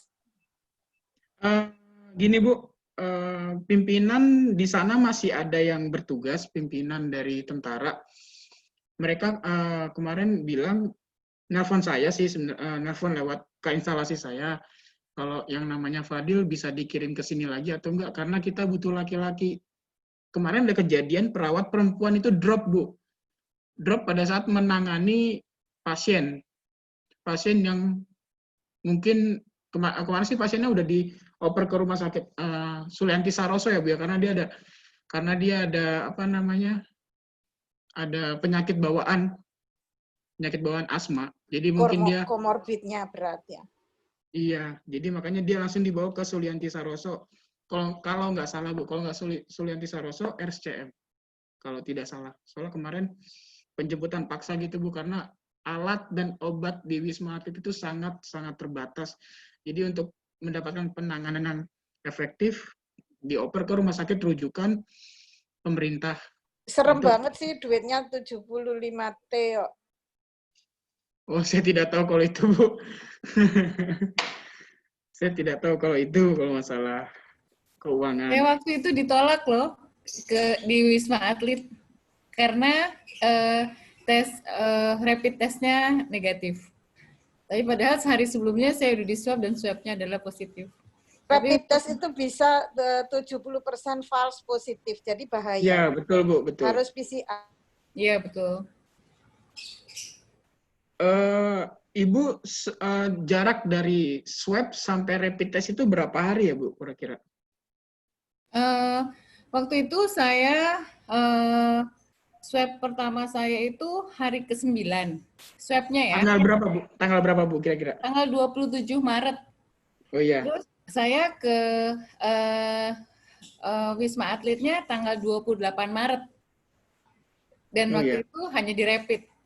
Dan waktu itu saya butuh ini juga, infus. Dan di sana waktu itu belum menyediakan infus ya. Iya, memang belum ada. Saya dipulangkan. Itu kebingungan tuh mau kemana lagi gitu. Tapi Ibu menunjukkan hasil swab-nya nggak ke Wisma Atlet itu, Bu? Kenapa? Ibu menunjukkan hasil swab-nya nggak pada saat Ibu mau rapid di Wisma Atlet? Hasil swab-nya belum keluar karena sehari sebelumnya diambilnya. Tapi saya bawa hasil ronsen dan hasil tes darah saya yang udah 2 kali itu. Terus tapi di rapid negatif disuruh pulang.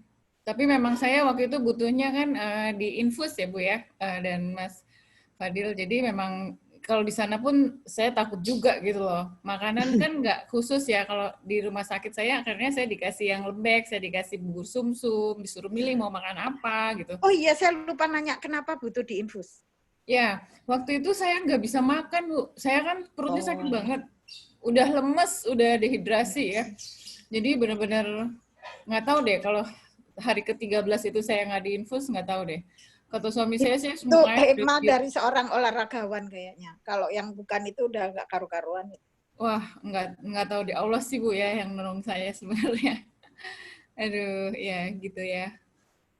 Oke, dan saya seneng banget tuh sama semua perawat-perawat, dokter. Jadi setiap ketemu saya, gimana Bu, tambah sehat kan? Gitu. Itu bikin seneng. Yang nyapu-nyapu kamar saya di rumah sakit mana tadi, Bogor ya? Iya, di Rumah Sakit Azra. Yang bersih-bersih kamar juga, Ibu selamat pagi, Assalamualaikum. Tambah sehat kan Bu ya? Iya, insya Allah Pak. Bapak juga sehat ya. Saling doain akhirnya kita. Gitu. Ya. Kita memang ada interaksi seperti itu, Bu. Iya, kita memang sering dan selalu menanyakan ke pasien seperti itu, Bu, untuk penting kita tahu banget. Apa yang dirasakan gitu loh, Bu. Terus sudah melakukan aktivitas apa aja hari ini. Jadi kita benar-benar pantau cuma dari obrolan saja, Bu ya. Sedikit wawancara aja ke pasien seperti itu, Bu. Dan di sana juga ada beberapa perawat yang sering berinteraksi dengan pasien itu, jadi membangkitkan pasien itu lebih cepat sembuhnya gitu, Bu. Dia punya motivasi tinggi untuk sembuh dan dia bisa pulang lebih cepat dari perkiraan dokter gitu loh, Bu.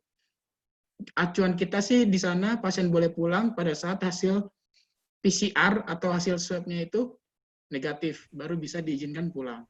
Iya.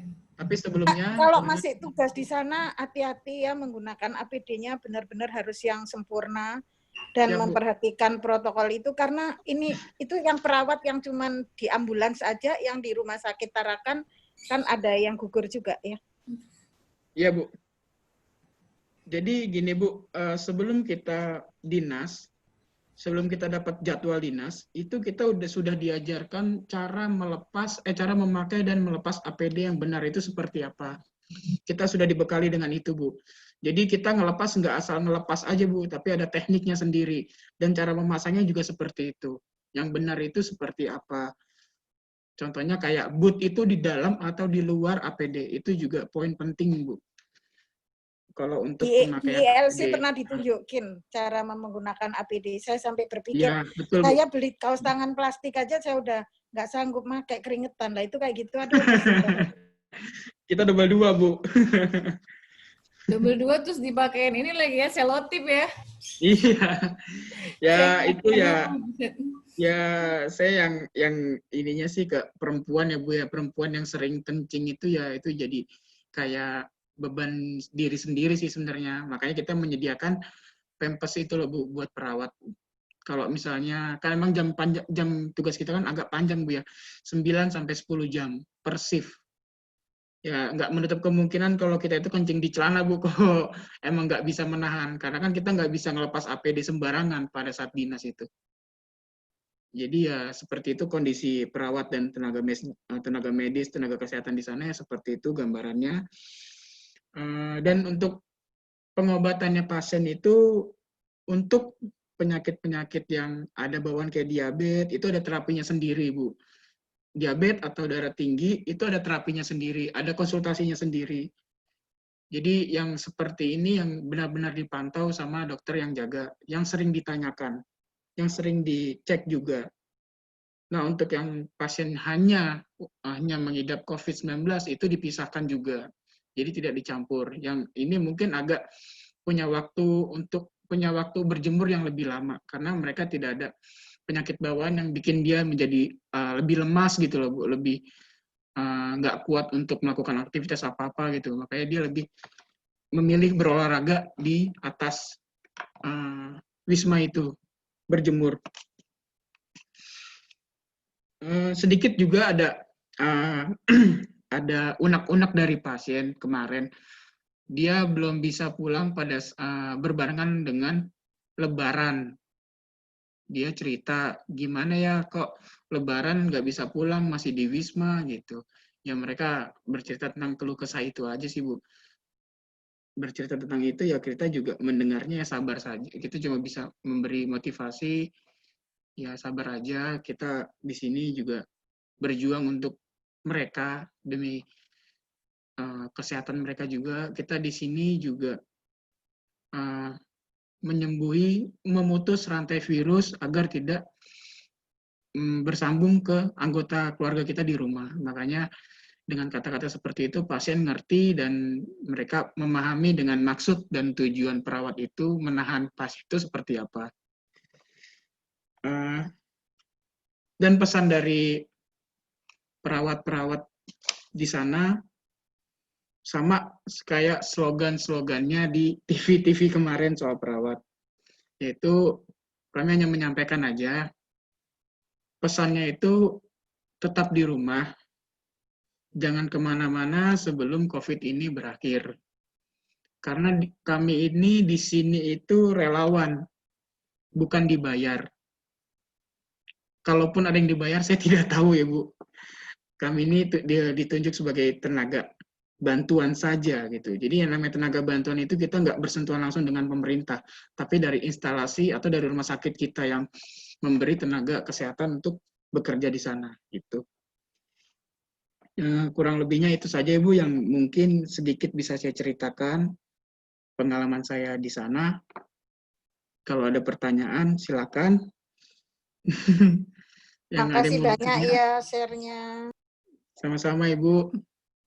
Maaf ya, Bu ya, kalau cuma menyuguhkan seperti ini, Bu.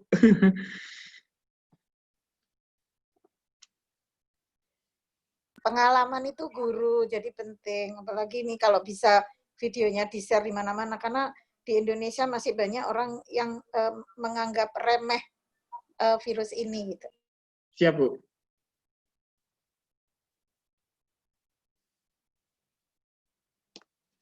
Sekiranya itu saja. Ada yang mau ditanyain lagi? Terima kasih ya Mas atas sharingnya. Sama-sama Ibu. Mohon maaf ya Bu, kalau ada yang kurang berkenan dari kata-kata saya mohon maaf yang sebesar-besarnya. Enggak, alhamdulillah bagus kok. Jadi pengalaman buat kami lebih waspada dan berhati-hati. Iya Bu. Boleh tanya nggak, Mas? Silakan Bu. Sebenarnya pertanyaan ini apa ya? Saya ingin banget tahu gitu langsung dari Mas yang jawab, dari Mas Fadil ya. Itu Mas ya, waktu mengantarkan jenazah itu apa sih yang dirasakan gitu loh? Apa yang dirasain waktu itu tuh? Nganterin jenazah tanpa keluarga gitu, apa yang dirasakan Mas? Ini spontan saja Bu ya. Spontan saja, saya tidak merasakan apa-apa, tapi langsung keluar dari air mata saya keluar Bu. Air dari air mata saya keluar. Itu seketika dan saya tidak membayangkan apa-apa. Yang saya tahu, kenapa saya dikubur harus seperti ini. Saya membayangkan itu, Bu. Itu sangat menyedihkan buat saya, Bu. Apalagi jauh dari orang tua, jauh dari orang tua yang harusnya bisa mendampingi kita sampai tempat peristirahatan terakhir, tapi tidak dengan kenyataannya. Itu yang saya rasakan sebagai pasien yang meninggal, Bu. Saya mikir seperti itu. Makanya sama sangat saya waktu lihat ponakan saya videonya lagi dimakamkan di Surabaya juga terharunya seperti itu. Iya, Bu. Karena COVID juga. Oh iya. Jadi itu yang saya rasakan Ibu pada saat saya ikut mengantarkan jenazah. Saya hanya ikut aja Bu, nggak memegang langsung. Itu yang saya rasakan, saya melihat dari kejauhan, saya bisa memikir seperti itu, apalagi keluarga yang di rumah menyaksikan keluarganya yang dimakamkan seperti itu gitu, jauh dari orang tua gitu intinya, jauh dari keluarga gitu loh. Sempat mau pingsan juga sih Bu, lemas. Fadil, ini ada pertanyaan dari Widya ya, pakai chat dia. Fadil, boleh dong sharing gimana kalau orang tuanya, kesan orang tua pas tahu dinas di Wisma tuh orang tuanya Fadil gimana nih? Dari Widya Wulandari pertanyaannya. Terima kasih Mbak Widya atas pertanyaannya. Ini yang sebenarnya berat hati ya Bu ya untuk meninggalkan orang tua, apalagi saya sangat dekat dengan ibu saya. Jadi ini semuanya serba dadakan, tidak ada tidak ada rencana. Jadi saya dapat surat perintah itu jam 12 siang dan jam 4 sore itu saya harus berangkat. Jam 4 sore saya harus berangkat. Di situ saya benar-benar tidak punya waktu untuk menjelaskan kepada kedua orang tua saya harus pergi kemana gitu. Sulit untuk menjelaskan, dan akhirnya saya minta waktu kepada pimpinan untuk memberikan saya waktu sehari untuk menjelaskan ke dua orang tua saya, terutama ibu saya itu, untuk memberi sedikit perhatian. Karena yang sebelum-sebelumnya itu saya baksos di Medan, di Palu, itu mereka tidak berat hati. Yang jauh-jauh aja nggak berat hati. Kenapa yang cuma di Jakarta itu mereka sangat sulit untuk melepaskannya? Pertama itu tadi,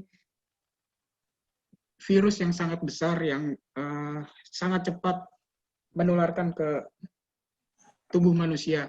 Jadi pesan orang tua itu kemarin itu kesan yang menjadi penilaian buat saya itu kemarin orang tua nangis di depan saya Bu. Itu sangat sulit untuk saya tinggalkan. Karena saya tidak tahu kenapa ya, saya nangis cuma hanya melihat orang tua saya Bu. Pertama ibu nangis. Kalau saya berantem saya nggak pernah nangis. Cuma saya nangis pada saat saya ngeliat ibu saya nangis. Itu udah saya nggak ngerti gimana Bu untuk menjelasin, itu udah otomatis kayaknya Bu. Dan itu ya ada beberapa foto sih Bu yang mau saya tunjukin tapi saya nggak bisa menyediakan Bu foto-foto saya sama ibu saya sebelum berangkat itu. Yang pasti orang tua yang sayang sama anak, yang pasti sayang sama anak, selalu mendoakan anaknya yang terbaik. Jauh dekat itu pasti didoakan, pasti khawatir intinya, Bu. Makanya saya sangat menjaga badan saya di sana, menjaga kesehatan, pola makan di sana, supaya orang tua saya nggak khawatir di sana. Jangan lupa spiritualnya ditingkatkan, karena ini udah ada beberapa yang saya lihat video, selain Bu Fitri tadi cerita seperti itu, ada juga video yang beredar terkait spiritualnya yang ditingkatkan itu bisa melewati semuanya. Ya, Bu. Betul, Ibu. Kira-kira ada yang bertanyakan lagi, Bu? Ada lagi, ya Fadil, ada yang tanya nih dari Jihan Ananda. Kak Oh, iya. Fadil mau tanya dong, itu untuk makan tenaga medis atau tenaga kesehatannya gimana? Oh, ya. Terima kasih Mbak Jihan untuk pertanyaannya. Saya coba jawab. Kalau untuk makanan, untuk kami, tenaga medis atau tenaga kesehatan, itu sangat tercukupi. 3 kali sehari, pagi, siang, sore, dan berikut dengan snacknya di jam 10 pagi. Makanan itu ya cukup bergizi dan cukup mengandung karbohidrat dan protein. Dan kalau buat pasiennya, saya hanya menambahkan aja, kalau untuk pasiennya itu juga sangat terjaga dari gizi dan proteinnya. Kalau pasiennya itu sendiri lebih diperhatikan untuk snacknya. Jadi snacknya itu berupa susu dan pisang atau telur, itu susunya di double. Jadi untuk meningkatkan kekebalan tubuhnya. Dan berikut dengan vitaminnya, kayak UC 1000 atau permen yang mengandung vitamin C, itu diselipkan di snacknya untuk si pasien. Kalau kami tidak, kalau kami paling suntik vitamin C aja kalau untuk tenaga medis. Sama untuk puasa Fadil katanya gimana kata Jihan? Kak Fadil mau tanya untuk buka puasa kemarin gimana? Kalau kita sendiri, kalau untuk tenaga medis, ya, kalau badannya itu sekiranya sehat dan kuat, ya diperkenankan untuk puasa. Tapi kalau sudah sudah merasakan mungkin menggigil atau capean, ya disarankan untuk tidak puasa dulu gitu loh, Bu, dari pimpinan.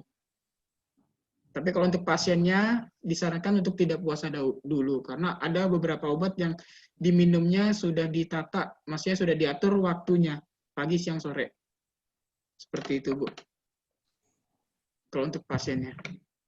Fadil puasa penuh? Alhamdulillah, Bu, batal 6, Bu. Nggak apa-apa, yang penting sehat. Amin ya, Bu. Mungkin nanti saya akan bayar kali, Bu. Pasti akan bayar. Mohon izin, Ibu. Ada pertanyaan lagi? Ada yang mau tanya lagi? Udah jam 12 duhur, Bu Eli. Oh ya, oke. Ya, saya kembalikan ya, Bu, ke Ibu. Terima kasih sebelumnya sudah mempercayai saya untuk mengikuti program ini, untuk bisa sharing. Terima kasih banyak, Ibu. Terima kasih banyak aku ya. Siap, Ibu. Oke. Terima kasih loh Fadil, Fitri, seru banget terus terang ya, dan memang ini sebelumnya saya udah cerita aja udah seru di belakang, jadi saya pengen share ke semua orang ya. Dan kita ada sertifikat, kalau misalnya berminat, nanti di akhirnya itu ada link yang akan saya kasih ya, jadi diisi linknya, tolong kalau mau dia otomatis akan lari ke email. Jadi email yang benar, yang aktif, namanya juga ditulis yang sesuai yang ditulis di sertifikat. Dan ada juga link yang dibuat oleh Kiki ya admin, karena kita mau buat database. Jadi ada data pekerjaan, ada agak lebih banyak gitu loh. Tolong diisi juga itunya, ada 2 diisi. Yang lain gimana? Terima kasih ke Bu Eli, Pak Dadang. Ya, Pak Dadang juga terima kasih banyak dipinjemin Zoom-nya Pak untuk jadi host ya. Kalau enggak kita 40 menit mati. Iya. Pak Dadang nanti mau ada. Terima kasih Pak Dadang. Bu Eli, makasih Bu Eli. Ya, terima kasih. Linknya sudah saya share di grup dan di grup di chat itu linknya silahkan diisi. Umur linknya hanya 2 jam, jadi nanti setelah jam 2 sudah tidak bisa dipakai lagi. Jadi silakan linknya yang di grup atau di chat, itu silakan diklik untuk mendapatkan e-sertifikat. Nanti sertifikatnya otomatis ke email dan materi juga sudah langsung ke email juga. Dan untuk rekamannya nanti saya upload di YouTube, linknya nanti akan saya sebar ke grup. Demikian Bu Eli, Bu Usun. Ya. Kalau makalah saya udah taruh di grup, makalah saya tadi. Makasih banyak Pak Dadang. Nanti kita mau ada lagi Sama-sama, webinar ya Pak. Ya, yang di email makalahnya untuk arsip. Udah terlanjur otomatis soalnya itu. Gitu. Jadi Terima kasih. itu bisa kita akhiri ya Bu ya. Ya. Ini Ya Pak, udah jam 12 Pak, kurang 1 menit. baik, rekamannya sudah saya stop, kurang lebihnya mohon maaf. Foto dulu El. Oh iya foto Pak, belum kita. Pak Dadang. Foto.